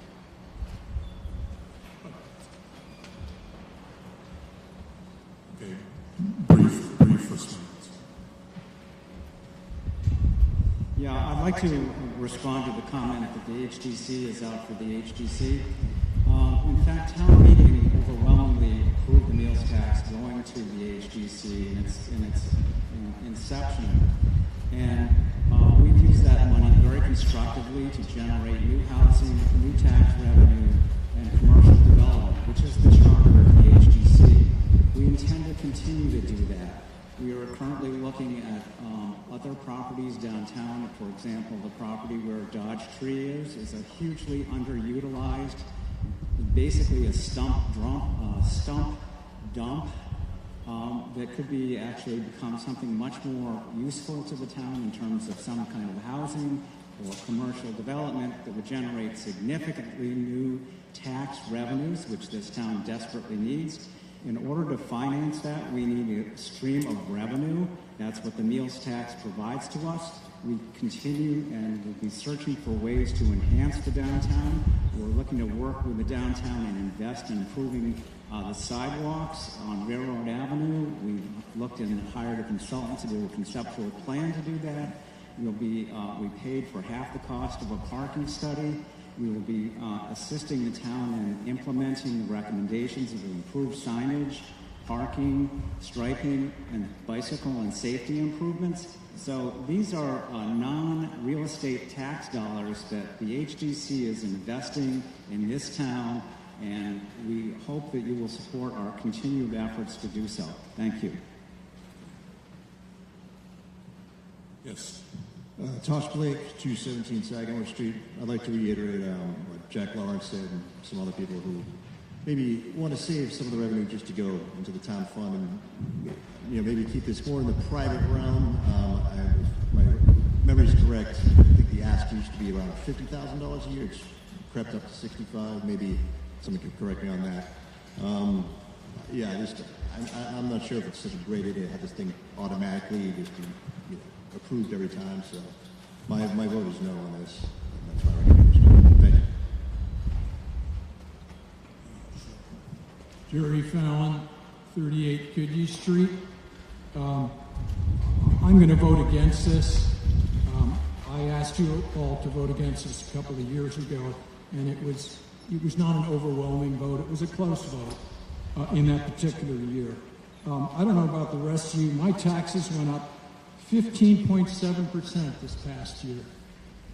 Much of it was an assessment, and I'm not going to gripe about the increase in the assessment on our house. But the rest of it, of course, was just a general increase in taxes, more than largest I've seen since living in this town in 24 years. I thought the purpose of the HDC was commercial, not housing. It ended up getting linked to Longmeadow, if you all recall, and became caught up in the whole 40B issue. That never should have been part of their mantra. The property they bought was already paying the town taxes. I don't know what the amount was. I think it was around $20,000 or something in that range. Now we're going to see what? Am I right? Is it $34,000 we're ultimately going to see out of this large project? Is that the total, or is it more than that? No, in fact, the original property was paying $7,500 a year. This will be paying over $50,000 a year in new tax revenue, so the net increase in tax revenue to the town is $42,000 approximately. And I'd like to remind you, this is a meals tax. It's not the real estate tax, so it does not have... No, I understand that. I understand it's $65,000, and I appreciate that, and I appreciate your pointing that out. So I stand corrected. So it's generating a net increase of $43,000. You have to weigh that against the 5 or 6 that this gentleman mentioned that we kicked in from one of our other buckets. The amount of money you originally paid on this property, the interest that you paid on the mortgage, we're actually down significantly over 10 years. 10 years of waiting to see you're actually going to increase. So how many years out of paying $43,000 in taxes will we actually be even? You don't need this money. You have over $500,000 sitting in your coffers. Do something with it that actually brings revenue in, so that we're getting beyond the scope of the article. Thank you. I'm voting against it. Yeah. Just one last. I'd like to call a vote on this, but one last thing is, we are taking the proceeds from the sale of this property and looking to reinvest it in the downtown. That is our charter. That's what town meeting voted to approve. That's what the state legislature approved our charter as. That's what we intend to do. That's the whole point of the HDC, is to invest non-real estate tax dollars in the downtown to generate economic development that produces additional tax revenue that will help mitigate the kinds of overrides that you're going to see in the future. I can't think of any better investment of meals tax funds in this town than doing that, and I hope that you'll support that. Thank you very much. David Geeky, 230 Highland Street. My question is, by giving this committee the ability to use meals tax, we're giving them a limited ability to print money, even though it's not our tax money. My frustration is that I can find no annual reports from this committee. I recognize that their birth was somewhat unusual, but perhaps Rick, you could tell me, where do I find an annual report of this committee? Well, if you go to the town website, there's actually a detailed history of what the HGC has been doing, and we post our minutes on all our minutes are posted on the town website, so you can read as to what we've done, and our financial statements are published and available to any citizen that would like to see them. Okay, I'm going to hold you to that because I can't find it. I've gone to the Hamilton website. But thank you. I'll talk to you later. Mr. Moderator, I have to object that Mr. Mitchell being able to stand at the microphone and continuously debate this issue as we discuss it. I think that's not a fair You're making an ad hominem attack here, and that's not allowed, so please. I want to make one comment about the tax income. The $45,000 that they're talking about coming off of these 18 units must be considered that the school budget that was just passed just cost $20,000 a student for the cost here in Hamilton. So if that project puts 2 1/4 students and there's 18 units into the school system, the net revenue is negative. I think we're getting close to. I'd like to clarify, these are 1 and 2 bedroom units.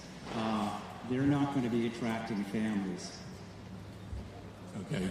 I recognize Joe Danilowitz, and then we're going to move to a vote.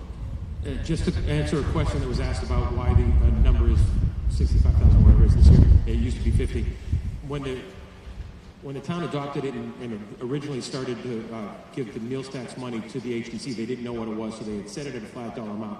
And several years ago, about 3 years ago, our previous finance director had sought to try to make it be more realistic to what the meals tax actually was. So we started tying it to the most recent year's collected meals tax that we had a record of. The amount represented in the warrant today is the most recent closed year tax, which was 2019, and that's why that amount is there. And next year when you come back, it will be tied to the amount for FY20 or calendar year 20, which because of the pandemic, is likely to be much, much lower. So when you're here next year, you could see something much, much less because that would be representative of the actual tax dollar we took in that year. Just wanted to clarify why the dollars can change. I think we're ready for a vote. Okay, just to clarify, the motion is to raise and appropriate $66,051 to the Hamilton Development Corporation. Start voting now.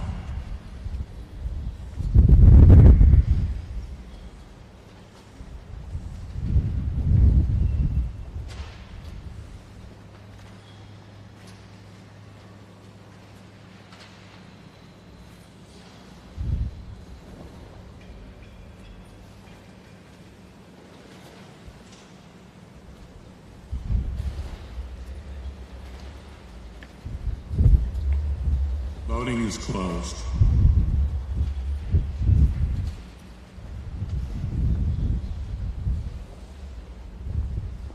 The motion passes, and I so declare.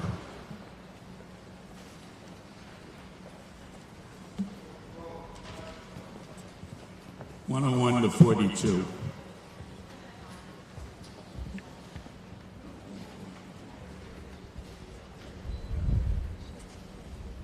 Next article is Article 2-11, Stabilization Fund.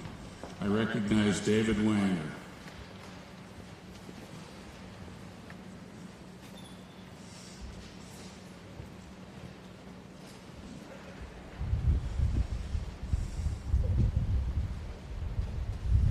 Thank you, Mr. Moderator.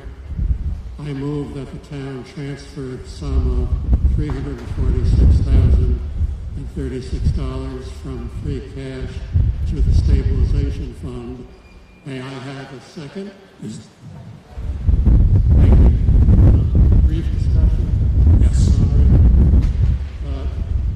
this request coming from free cash, so it has no tax impact this year.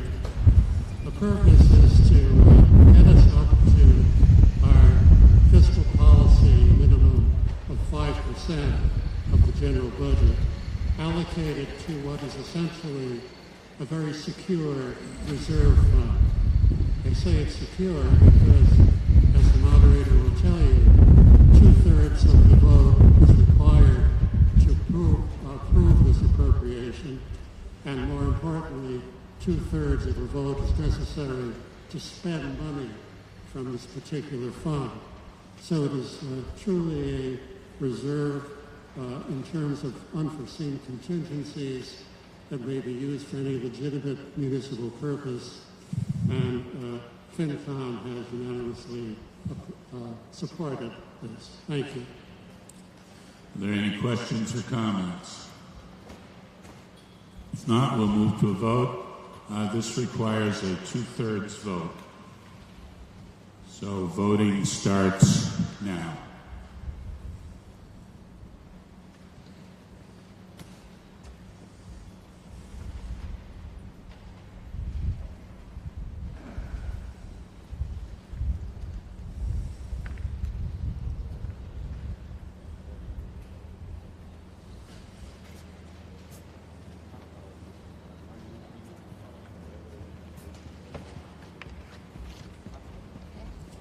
Voting ends.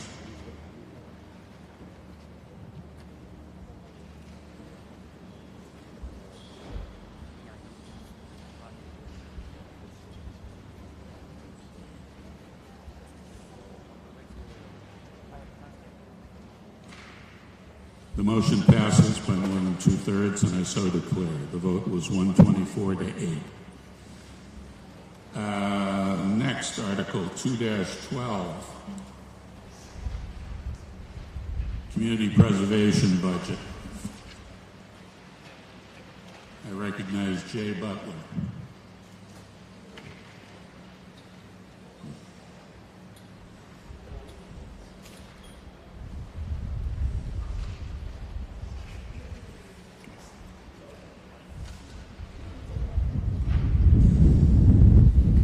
That the town approve Article 2-12 as printed in the warrant. Is there a second? Mr. Butler?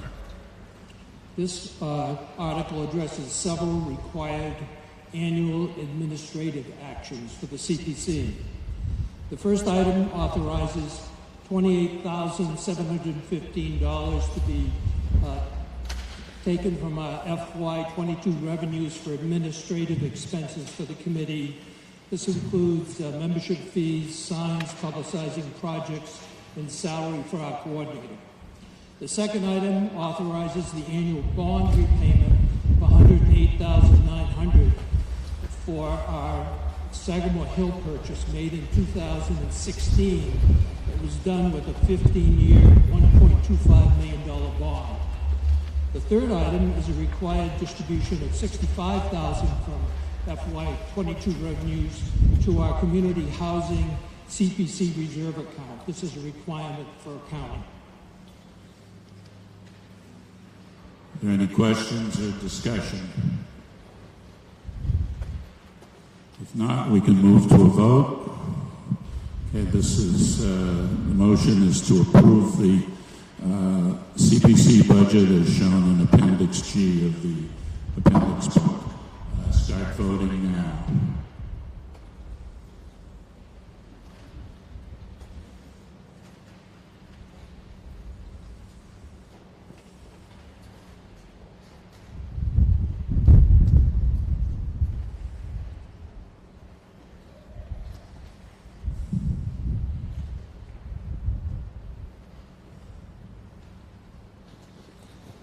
Voting is ended.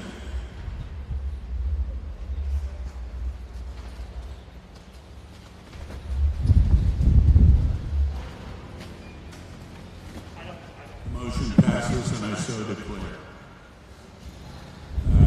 Article 2-13, Community Preservation, Patton Park Tennis Courts. I I recognize Jay Butler.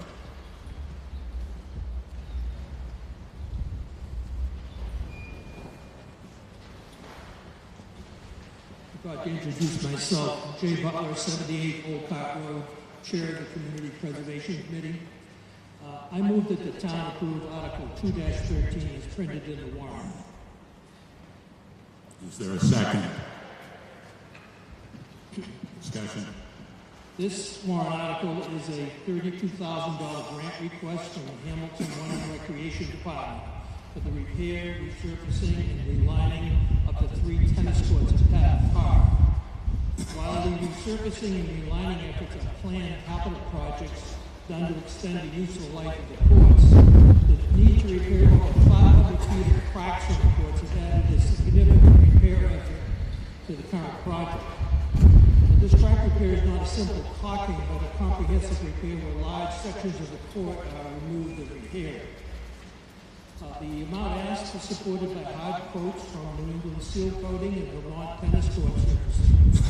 Completion of this work will make the courts safer for play for many users, including the high school JV tennis team and the senior pickleball group, from whom we received a strong support letter. These repairs will be made after July 1st and take 4 or 5 days.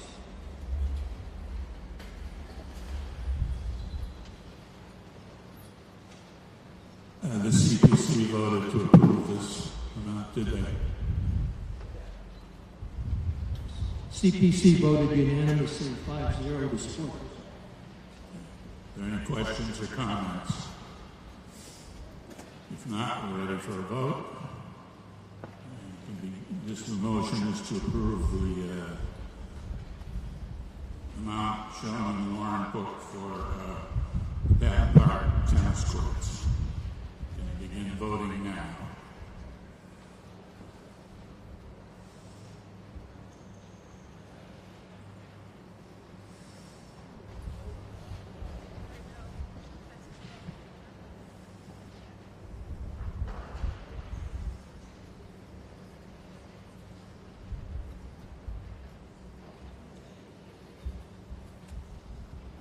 Voting is ended.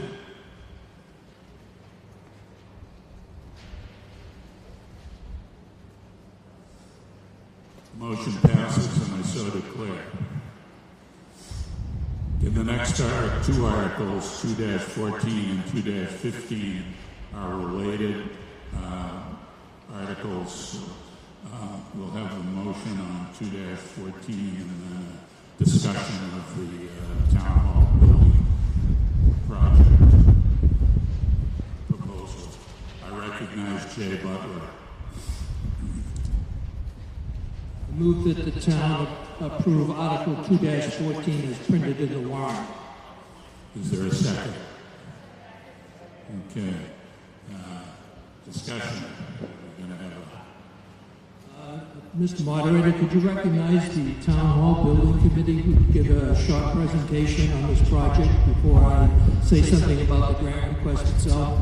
Yes.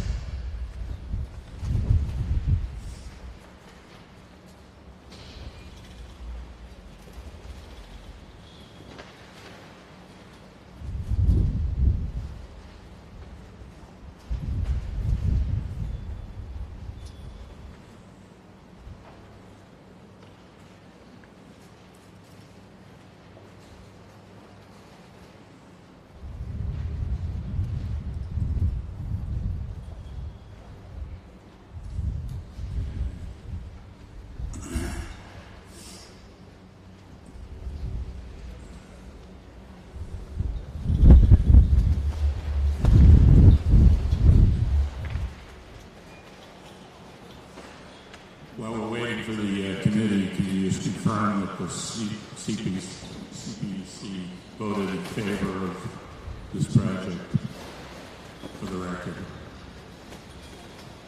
Yes, the CPC voted 7-0 on this project. Yes. Thank you.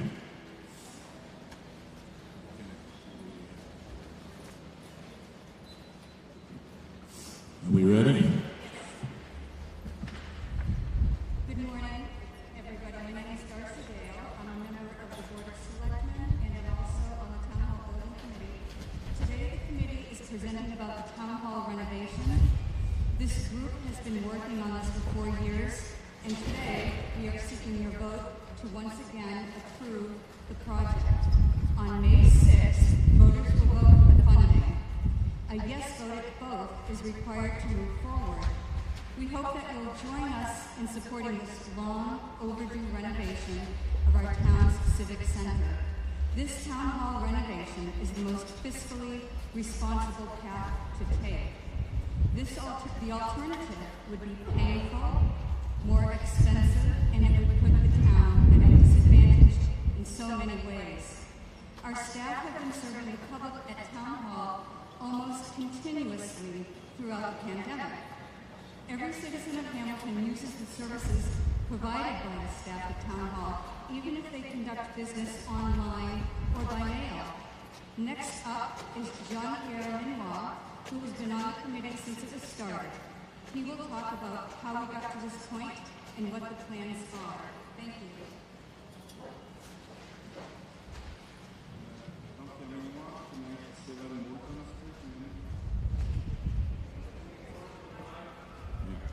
Can you hear me?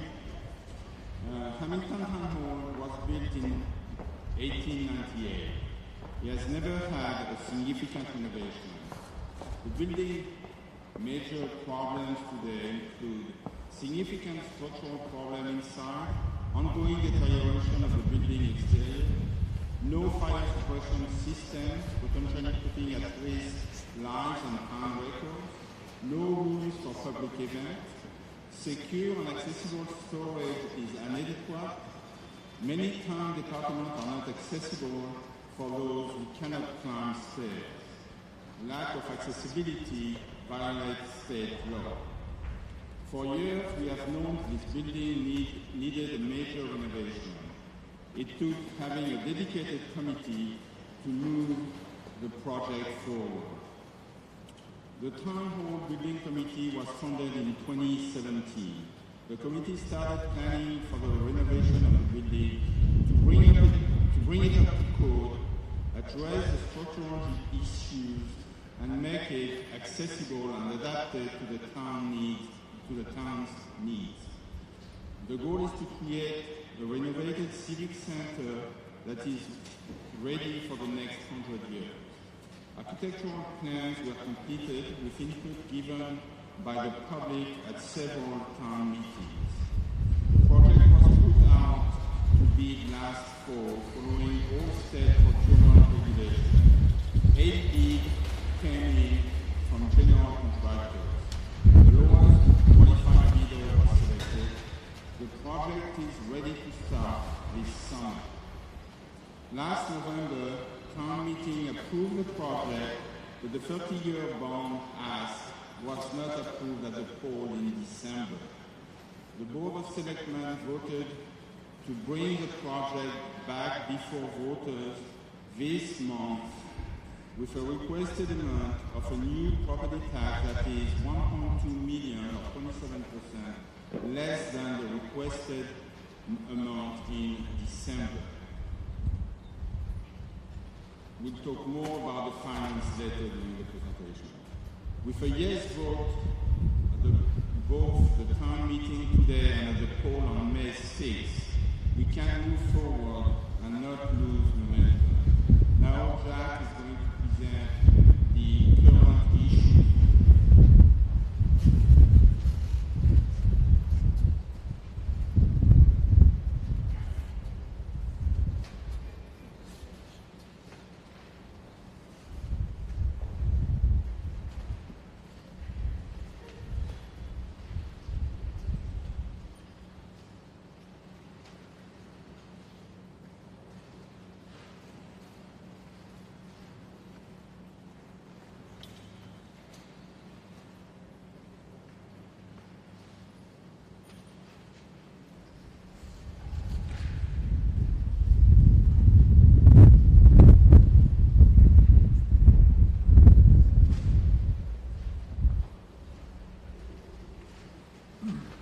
Good morning.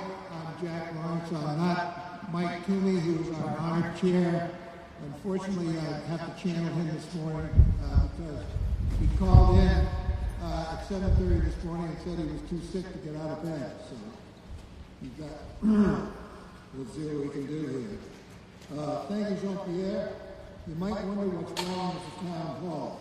From the distance, it doesn't look too bad. But we need to make this building safe, accessible, fully functional, and code compliant.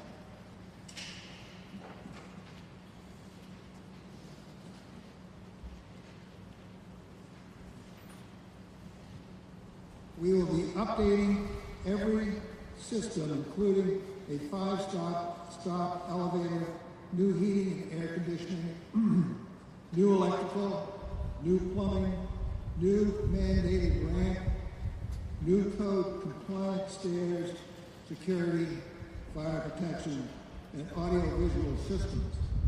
These updates address safety concerns, including stabilizing the structure, correcting deterioration of the building exterior, humidity issues, repairing the cupola, which has been disintegrating for many years, as you may not be aware,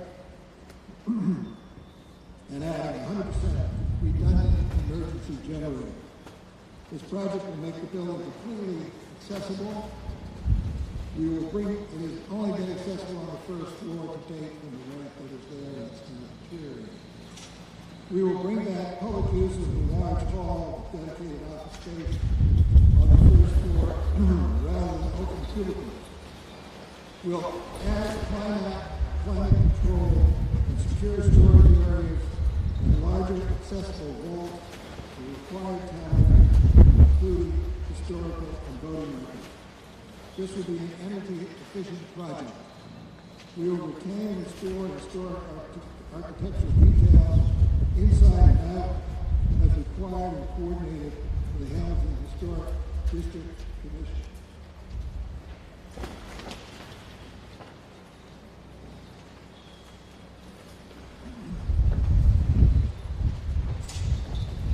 As a public building, our town hall should be accessible to all residents and visitors. The temporary ramp installed in the 90s, now in very poor condition, will be replaced. Currently, residents and visitors who cannot climb stairs must wait on the first floor for staff to come to them from the second floor. Mass law requires public buildings be ADA compliant. We are not. The new addition will be the main entrance. It will include new stairs and a new elevator serving every level. Expanding parking in the rear will also include code required accessible parking and electric vehicle recharge stations. We will have accessible code compliant bathrooms on each floor. Accessibility features benefit everyone. Whether pushing a stroller or maneuvering a wheelchair, this allows us to hire fairly as well as providing accommodations to residents and staff.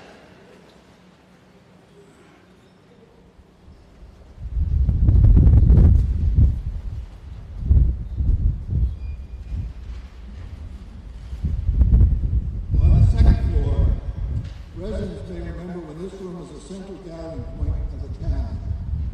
Dances, town meetings, school assemblies, and theater performances were held here. It will now be a rededicated memorial room, honoring our veteran service to this country, able to seat 90 people. Currently, it is full of office cubicles and file cabinets. There is no privacy for staff to conduct business, and there are no bathrooms. Structurally, the walls are bowing at the connection to the roof. This project will stabilize the walls, restore the cupola above, fix the holes and cracks in the ceiling, fix the leaks, and install a new insulated roof. The roof is returning its intended use as a public meeting and gathering place.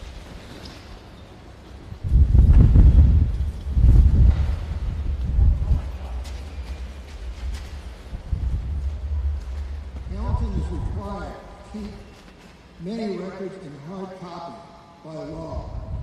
Without a fire suppression system, in addition to the risk to human life, all our town records are in danger of being destroyed. This project will create a centralized, modern, climate-controlled storage area in the basement.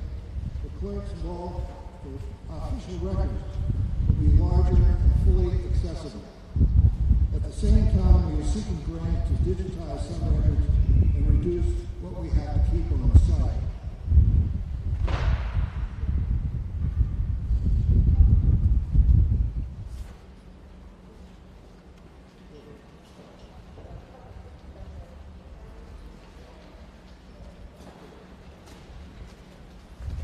There is significant exterior deterioration, some of which is caused by water damage. You can see the rock. The side entrance, portico, and other wood deteriorated. This project will restore the building's aging architectural elements. Now I'd like to invite Selection Committee member Rosa Kennedy to talk about how the building will look after the renovation, including the newly dedicated memorial meeting room.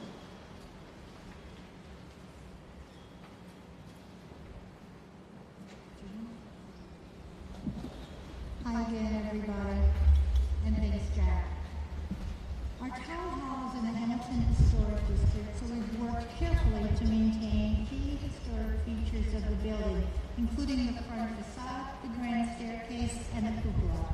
The main entrance will move to the rear. I've been giving tours and have to say it's quite a beautiful building and was built to last.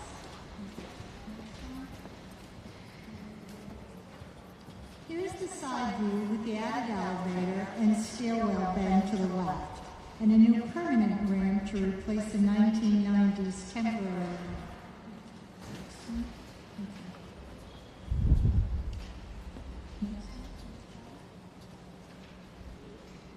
There you go, okay. So this second floor space has not been used for public gatherings for years because of the lack of accessibility. Once again, it will be a center of community life, used for committee and board meetings, as well as for community events, lectures, award ceremonies, and so forth. There will be modern audio-visual equipment and presentation capabilities, and after-hours access by elevator. Increased parking will allow for larger groups. This room will also be rededicated as the Memorial Meeting Room, honoring generations of Hamilton's veterans and fallen soldiers. It's a reminder that Town Hall isn't just the place you go to get a building permit, it's the civic center of the community and a place of remembrance. Here are just a couple of the memorial plaques that will go into this room. We also have 2 add new plaques for the veterans of Iran and Afghanistan. Whether you've lived here for 5 or 50 years, we all came for what Hamilton has to offer: schools, open space, and a quality of life that is unrivaled anywhere. All of these attributes are a culmination of our town history. And the corridors of the town hall echo with that history. And as I give tours through the building, I am saddened by the state of its worn interior. Our town hall reflects who we were and who we are now. It is a place we should feel proud of. We hope that once again residents will feel connected to Town Hall and our town's deep history of service. Now, committee member and former selectman Jack Lawrence will return to talk about the finances for the project. Thank you. Thanks, Rosie. I come before you as a former skeptic of this project. That's why I joined the committee over 2 years ago. My views have changed. Let's look at the overall project budget, which compares favorably with similar projects in the area: Topsfield, Essex, Wenham. Since 2017, the committee and town entities have worked to reduce new tax impact, emphasizing new tax impact, by integrating CPA funding for historic preservation, grants, and donating temporary office space to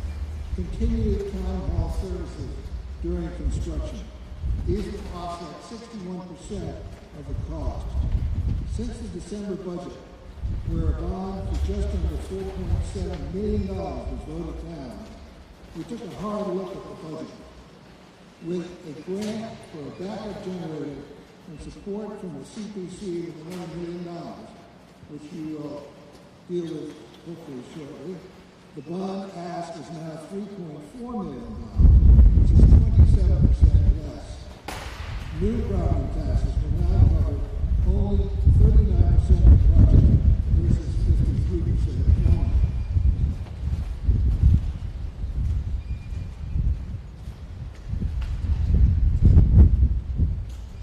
So what will it cost you? Assuming the 30-year bond costs 3.5% per annum. For a median value Hamilton house assessed at $631,000.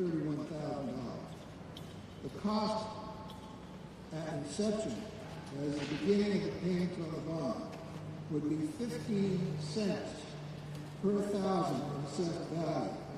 That is under $95 a year. Bond annual payments are not the same over the 30-year term, unlike a house mortgage.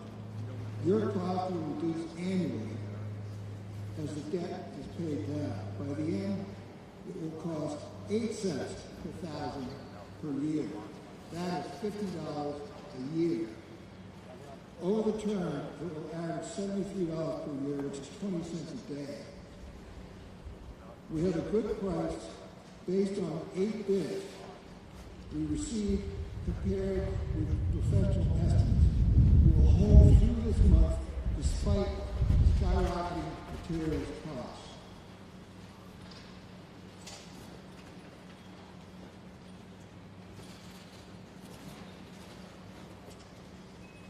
We surveyed you, and many of you raised some good questions, like, couldn't we do this a bit at a time?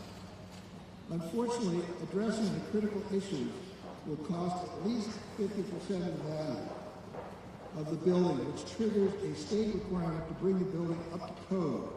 We cannot do this work piecemeal. Others have asked, why not just build new?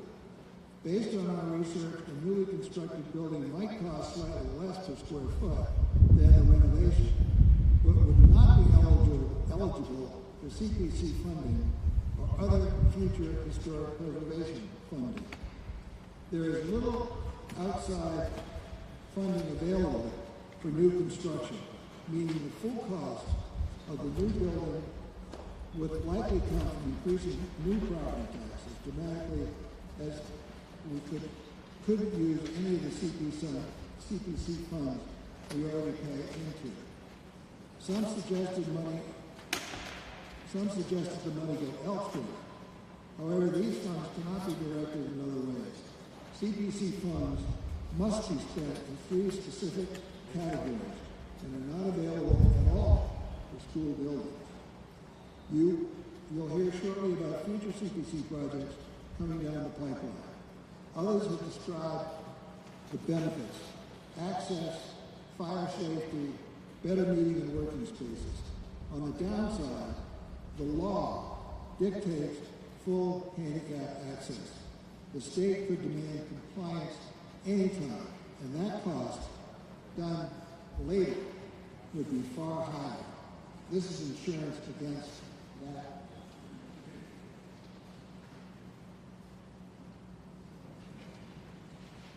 We have the endorsements of those entities you see up on the board: the Hamilton Board of Selectmen, the Finance and Advisory Committee, Community Preservation Committee, School Committee, Hamilton Run and Recreation Board, the District Commission, Historic District Commission, Planning Board, Apple, and the Hamilton Capital Committee. The Town Hall building project has earned wide support from town and regional committees.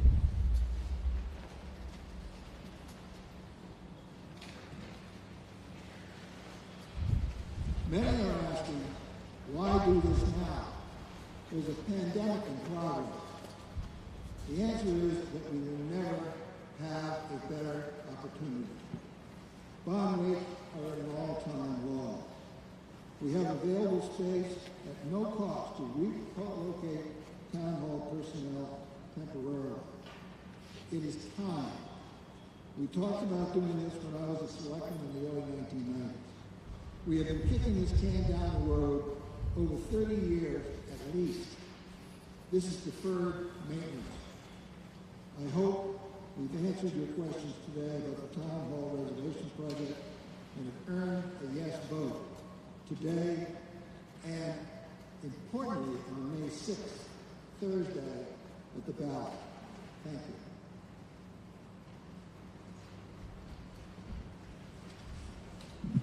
Jay Butler again. I'm the last speaker. I just want to say a few words about the $1 million grant request. I've already made the motion. It was seconded. I'm just going to say a few words about the CPC position and all of this.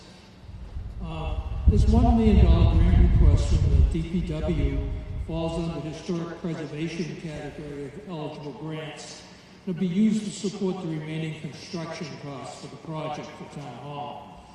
This is the 5th grant request for this project since 2017, and if approved, it will make the total of approved grants equal to $4,475,000 for Town Hall. This is well over 50% of the total cost of the project. This use of CPC grants offsets an otherwise further increase in the tax rate than currently proposed.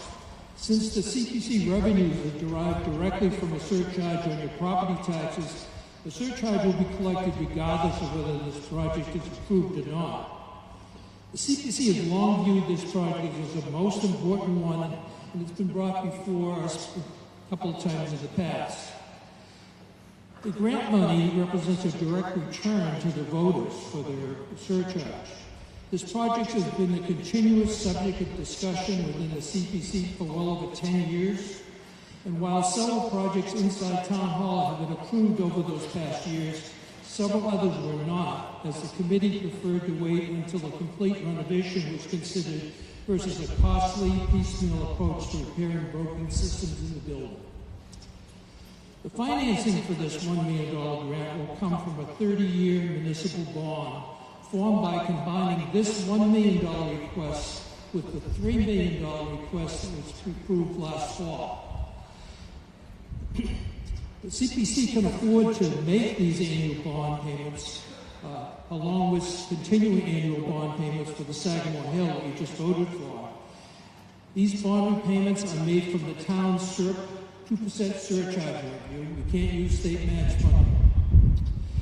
This grant requires approval at this meeting, which we'll do in a minute, and for the project, separate votes today and on May 6th.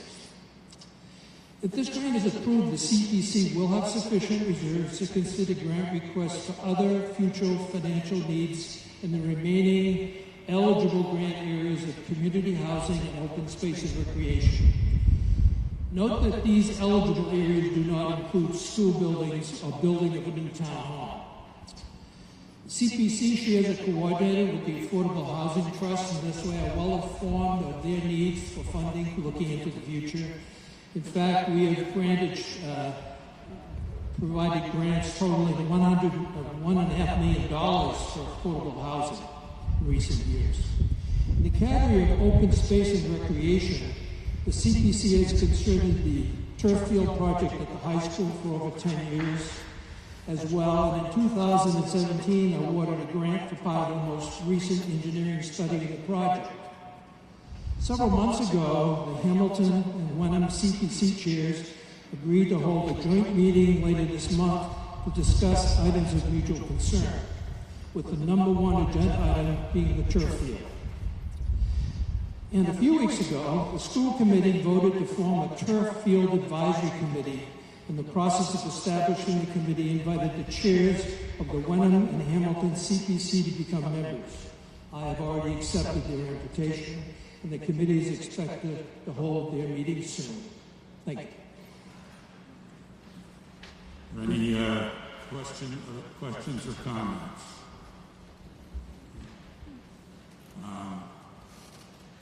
If not,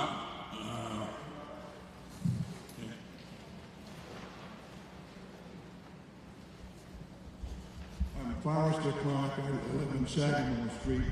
And I got to say, when you started going over the city this morning, I said there's only one thing around that's in worse shape in the building. That's my golf game. And I got to tell you quite frankly that I don't plan to give up golf, and I don't think we ought to plan to give up in this building.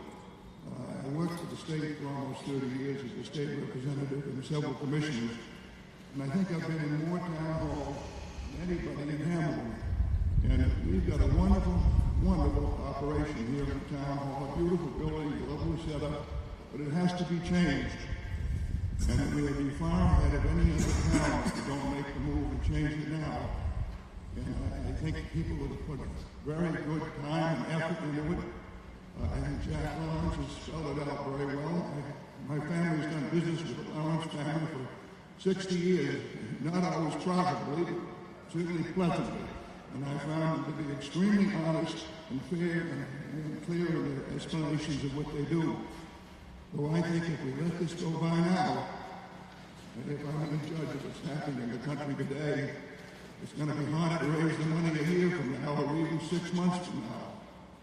And I think we ought to take advantage of the work and the time, the effort that's been put in here. And let's see if we can't get this thing over the top. We've been very close 2 or 3 times, but I think this is the time to really do it. Thank you. Any other questions or comments? Okay. Hello, my name is Matt Daniels from Autumn Lane. A couple years ago, we had a similar problem with Hamilton at Patton Park in the playground. And a select few individuals in this town took their ideas and their concepts and the costs associated with those to this committee. And this committee recommended that they do a private fundraising to match, and they were able to achieve $25,000 of CPC funding and raised over $200,000 for the playground at Patton Park.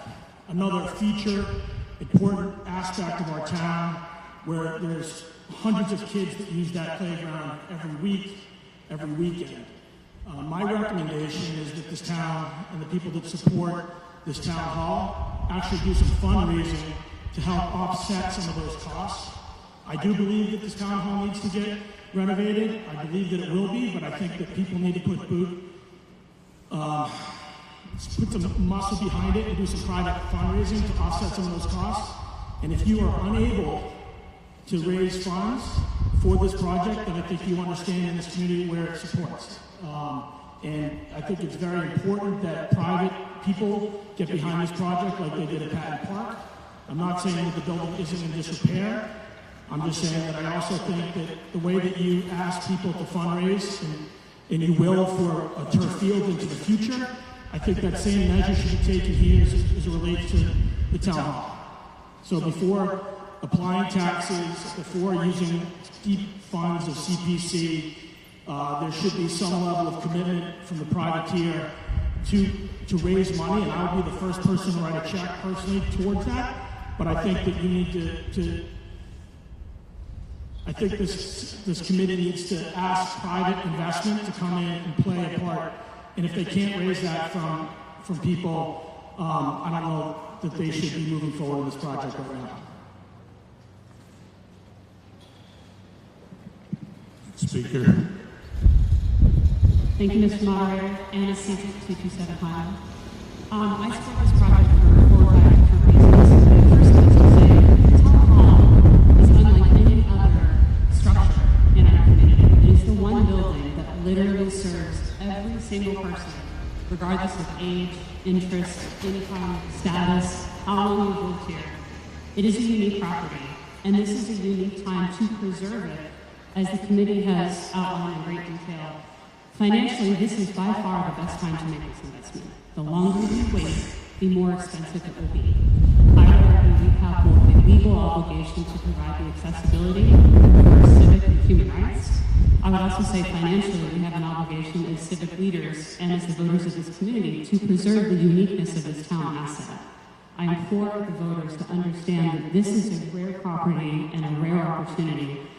The work has gone in, funding has gone in. As members of the CPC have explained, this does not take away from other needed projects, like a turf field, like new schools. I am a huge proponent of sports. I'm the registrar for Hamilton Lynn Youth Soccer. I am on the school committee. I am keenly aware of the disrepair of the school buildings. Those are all great projects, and we need to address them, but the town hall needs to be done now. And it's ready to be done now. This is the right time, the right bid, the right ask, and I would argue the right reason to preserve something that serves every person in our community, young and old alike. On a more personal note, for those of you who don't know this, I am a professional museum registrar and archivist. I have a master's degree in museology, and for over 10 years, I worked with Essex Town Hall to preserve their archives. I worked at Essex Town Hall before the renovation, off-site during the renovation. That was super fun. And then when we returned to Essex Town Hall with the new building, and I will tell you firsthand that historic structures and historic records have a tipping point of disrepair. And once you go past the tipping point, you start to lose documentation. You start to lose the history of the town, not in a philosophical way, but in a physically destructive way. The papers fall apart to the point where you can't preserve them, you can't use them. That's where we are with this town hall project. I implore you to vote yes. I will be voting yes. It's the right thing to do for a million different reasons, and I would like to thank the Town Hall Building Committee for their persistence, their level of detail, and your tenacity in the face of great opposition. Thank you. Any other questions or comments? Hello. My name is Renee Minogue and I live on Villa Road, and I'm going to read some comments that were written by Sam Vale, who lives on Bridge Street. Number one, the CPC invests in other projects for Hamilton, so it's not free money. It's money that now can be invested in other projects. Number two, the ask is for $3.4 million. That will double our town's current debt levels. Number three, the reason that it's claimed that this won't affect other projects is because they don't feel there will be other projects for the next 5 years while this debt is paid down. Meaning it's guaranteed we won't see investment in other areas that will affect our children and our families in Hamilton, and we will pay this price. Number four, put it all together and you will have a town that has spent its saved funds, doubled its debt, and increased our taxes to fund a building that, while historic, doesn't deserve our town's entire financial flexibility for the next 5 years. Number five, there is not a single dollar of private money being used to fund this project. It's ironic that to get a playground built, to do a turf field, we have to raise private money. But for this pet project, for the people up there, we have to pay the toll. Please, vote against this. Spread the word. We deserve better. We deserve more creative solutions for our town. We have the highest taxes on the North Shore for a reason. And this is it. Any other questions or comments? Go to the microphone, please. Steve Dexter, I live at 8 Honeysuckle Road, South Hamilton. I was born in Gloucester. I'm in the business there for many, many years, my 2 sons right now. But in 2004, I was asked to join the City Hall Restoration Commission to rebuild the City Hall in Gloucester. There were people who were worried about whether we should and shouldn't do it, and now they're so happy we did it. They brag about the building because it's multi-use and it's a beautiful building. Essex was thinking about maybe moving someplace else. They came down to look at our project. They went back and they rebuilt this town hall. Wyndham has done the same thing. A town in Kingston, New York, moved out of their multi-use building, town building, and 10 years later they went back and said, we made a big mistake. They went back and rebuilt the old town hall, and that's where they are now, Kingston, New York. I'm in favor of this project.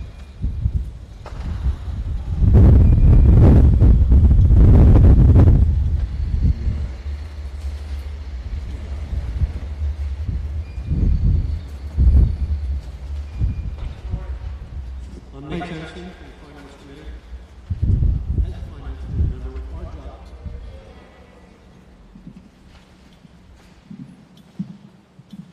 as part of the Finance Committee, our job is to look at projects with a critical eye, see if they in fact meet our needs.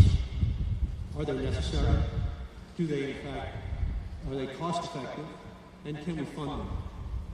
And we've been doing that and we also look to the future. I know there's a question here about whether we can afford this, and we've looked at this in terms of where we're going, in terms of the future budgets, future capital expenditures, our growth, and our sources of revenue. Looking at this town hall, we had to look at the necessity, the responsibly reasonable costs, whether we have the funding to do this, and is it the right time? We've looked at this in several ways, and you'll hear some of this is reiteration, some of it is heard. But the biggest issues here right now are one, the change in the budget, it's been reduced, the increase in the contribution from the CPC, and probably the most important piece is the time is of the essence. This is a time to do this. We've seen that the CPC money that is coming in, there's an interesting comment that was just made, but it's important to note that whether we in fact do this project or not, we will be funding the CPC. So that is going to continue to be there. But the impact for us is that money will not increase our taxes. It'll be the same taxes that we're paying. So the amount that we're now going to be asked to fund here is $3.4 million, which is about 1.2 million less than what was asked earlier. This is a significant change. You've noticed that is only going to cost us $95, and it's going to go down over the course of the bond. A couple of other things, though, that are all equally important is that this is going to be a debt exclusion, which will mean it has little or no impact, it has no impact on the risk of exceeding the Proposition 2.5 override. Some of the other things that are important to note here is that one of the things we've already seen is steel has gone up, and we've had to deal with that. But the committee has worked to have a very strong,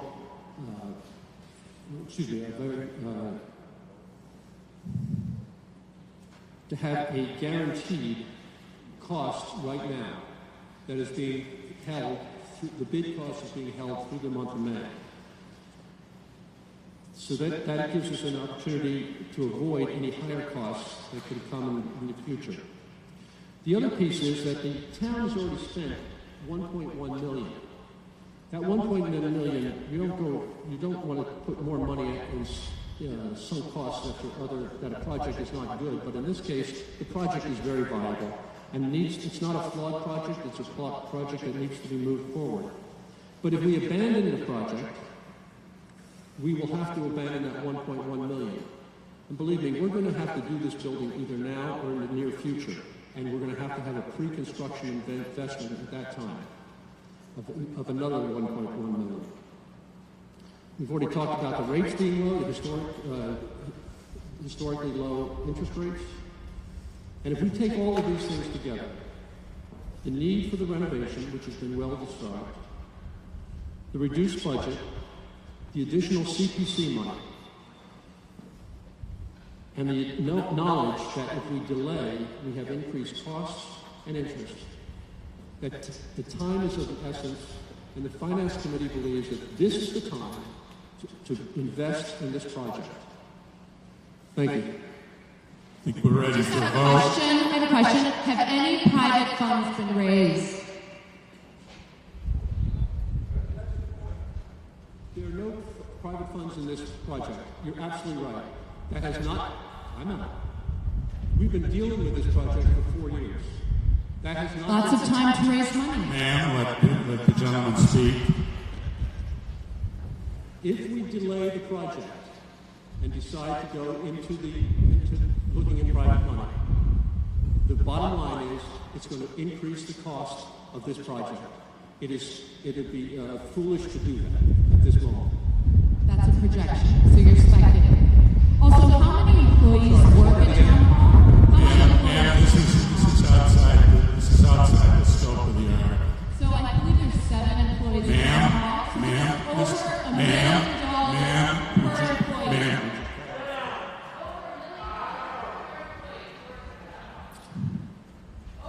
I think we're ready for a vote. I just had one clarification question for the Finance Committee. Did you, I thought I heard you were talking a little bit about the material. Identify yourself, please.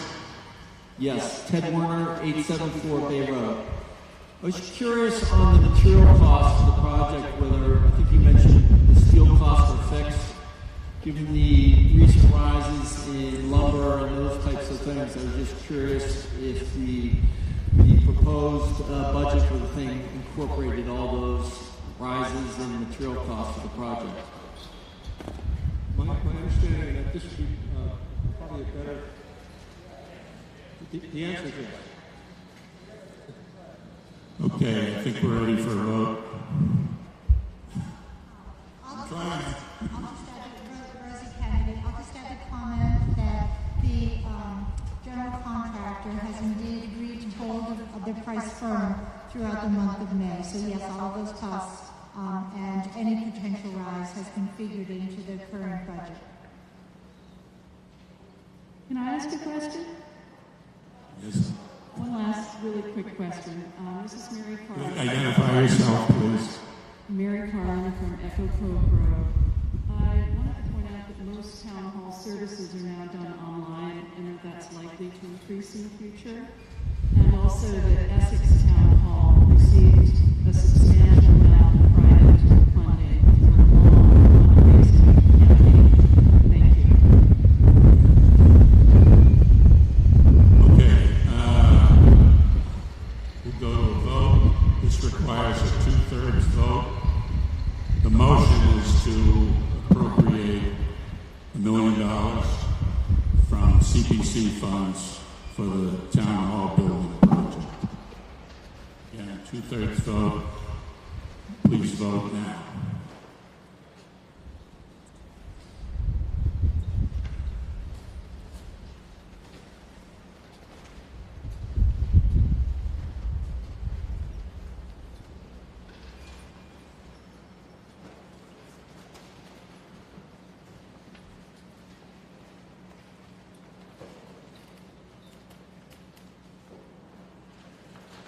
Voting is ended.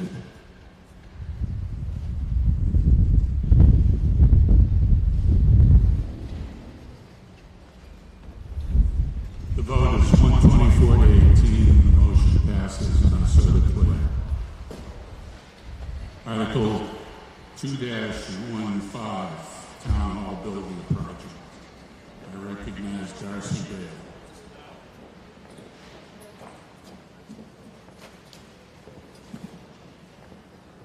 Darcy Dale, Woodbury Street. I move that the town approve Article 2-15 as printed in the warrant. Is there a second? Ms. Dale? The article seeks funding for the portions of Town Hall building project which are not funded with CPA funds. The proposed Town Hall building project has progressed through the design development phase. If approved, these funds, together with funds sought in a related article on this warrant, will be utilized to fund the construction. This article cannot be acted on without an affirmative vote at the town election on May 6, 2021.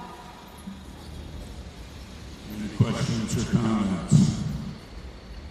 If not, we'll move to a vote. This requires a 2/3 vote.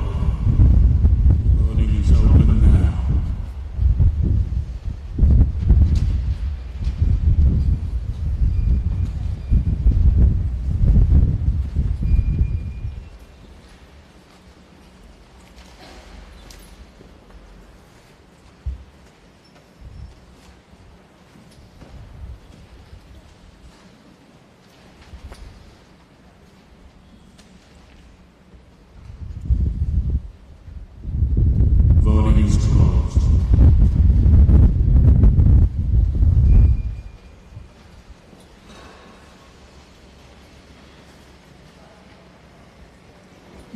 108 to 21.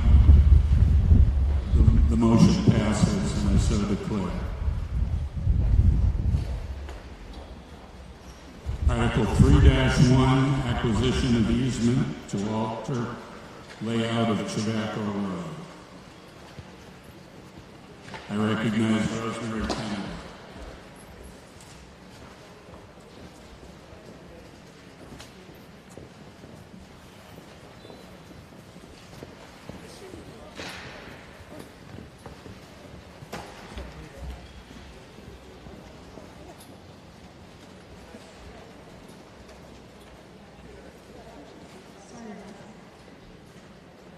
Get my wits about me.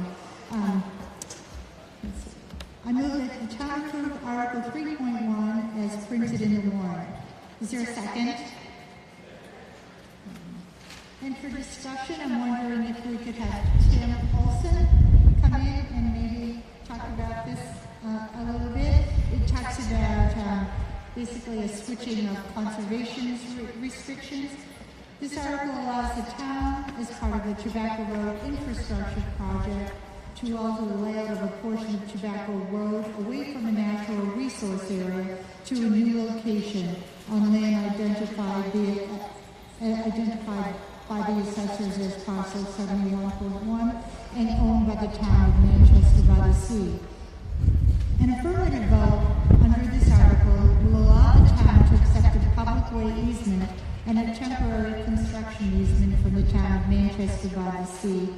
And further, because the town holds a conservation restriction on the Manchester land, this article authorizes the Board of Selectmen to petition the General Court pursuant to Article 97 of the amendments to the Massachusetts Constitution to allow the change of use of said portion of conservation land to public way and temporary construction purposes, to authorize the town of Manchester by the Sea to convey the easements to the town, and, as mitigation for the loss of conservation land, to accept a conservation restriction in the discontinued portions of the roadway.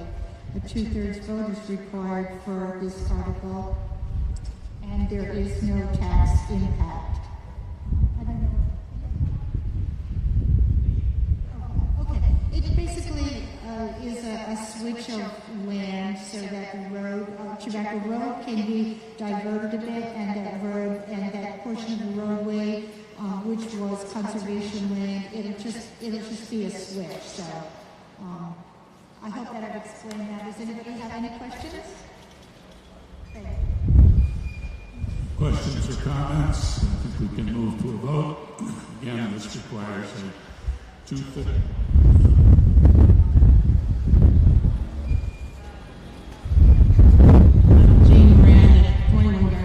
I do not live on Tobacco Road, and most of us don't go there. But going to Thursday night Zoom meeting, I understood that we don't need more traffic on Tobacco Road. This is a pristine, beautiful, green space. We, as Hamiltonians, have this treasure we rarely see unless we go to the so-called dump. We need to think about this. I understood now from the meeting that the gravel part is to be paid. We've already done that. Apparently it's coming up. Is there any other discussion about trying to preserve this? Because every time you put something in and increase the traffic, it is going to make a negative impact on the environment and the animals and the water, drinking water as well too. Just wanted to mention that. Thank you. Tim Olson, Director of Public Works. Part of this project is transferring that existing gravel road uphill, creating a paved roadway which actually benefits the water quality in Gravelly Pond. It won't be a gravel roadway, it won't be as close to the perimeter of the pond. It'll be uphill, it'll be paved and permanent. And it also includes some drainage structures, some swales, so we're controlling some of the drainage in that roadway correctly. But we did have a forum on Thursday. We plan to have another forum probably within a month's time to address some of the traffic and speed concerns. I also have been in touch with the police, and I believe there's going to be somebody on to discuss and to answer those questions. Are there any other questions or comments? If not, I'd ask you to please be at the microphone to save time. Oh, thank you. I live off Tobacco Road, and I support this. I think that the traffic will not be an issue, and it gives it better access to our town to 128. So I support this, and I do live right off Tobacco Road. Okay, I think we're ready for a vote. Again, this requires a 2/3 vote, so we will begin voting now.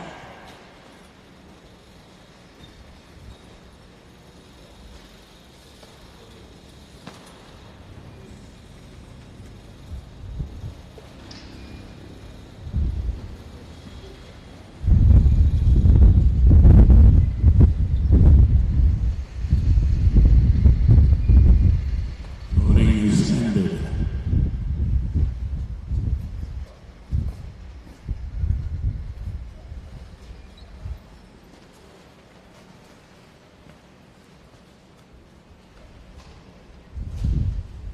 Vote is 75 to 4. The motion passes, and I so declare. Article 3-2, power purchase agreement for library solar project. I recognize Valerie McCormick.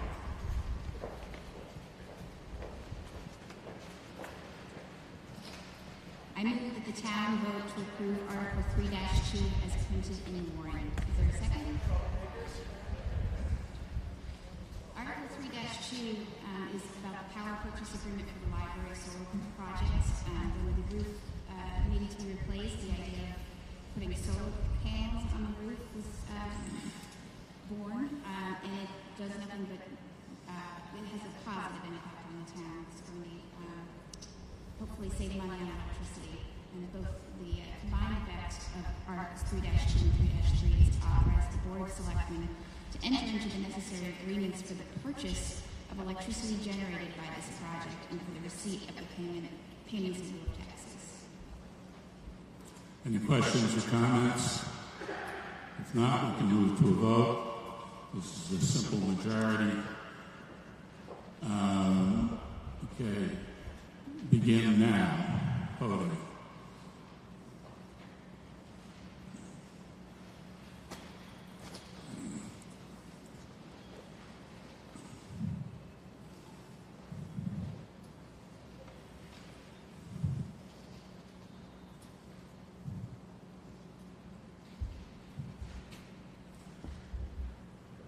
Voting is ended.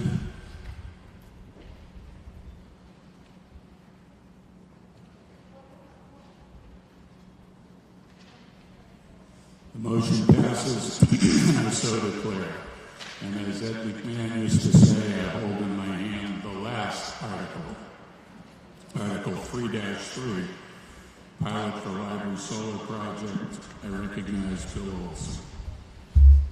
I move that the town vote to authorize the Board of Selectmen to enter into an agreement for payment in lieu of taxes pursuant to the provisions of General Law, Chapter 59, 38 HB, or any other enabling legislation on such terms and conditions, and for a term of years as the Board of Selectmen deems in the best interest of the town, for taxes attributed to a solar facility installed, owned, and operated by Select Energy or its affiliates, successors or assigned on the library roof located at 14 Union Street, Assessors Map 55, Parcel 66, and further to authorize the Board of Selectmen to take such actions as may be necessary or convenient to carry out the vote taken hereunder. I have a second. I mean, it's basically what it discusses. We're going to be putting a solar array on the library roof. This allows us to collect money from the vendor as revenue in lieu of taxes. Any other questions? Any questions or comments? If not, we're ready for a vote. Please vote now.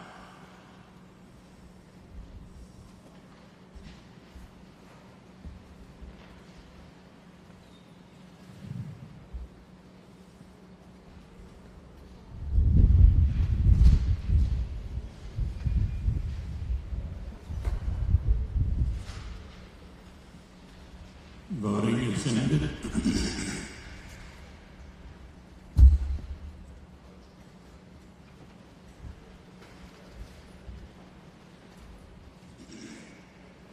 The motion passes, and I so declare. Before we adjourn, just briefly, thank you all for coming. Thank you to folks from DPW, the schools, and Town Hall, and everybody who helped set up. Don't forget to vote on, you can vote in person on Thursday, May 6th at the Rec Center. You can also vote at Town Hall at the Town Clerk's counter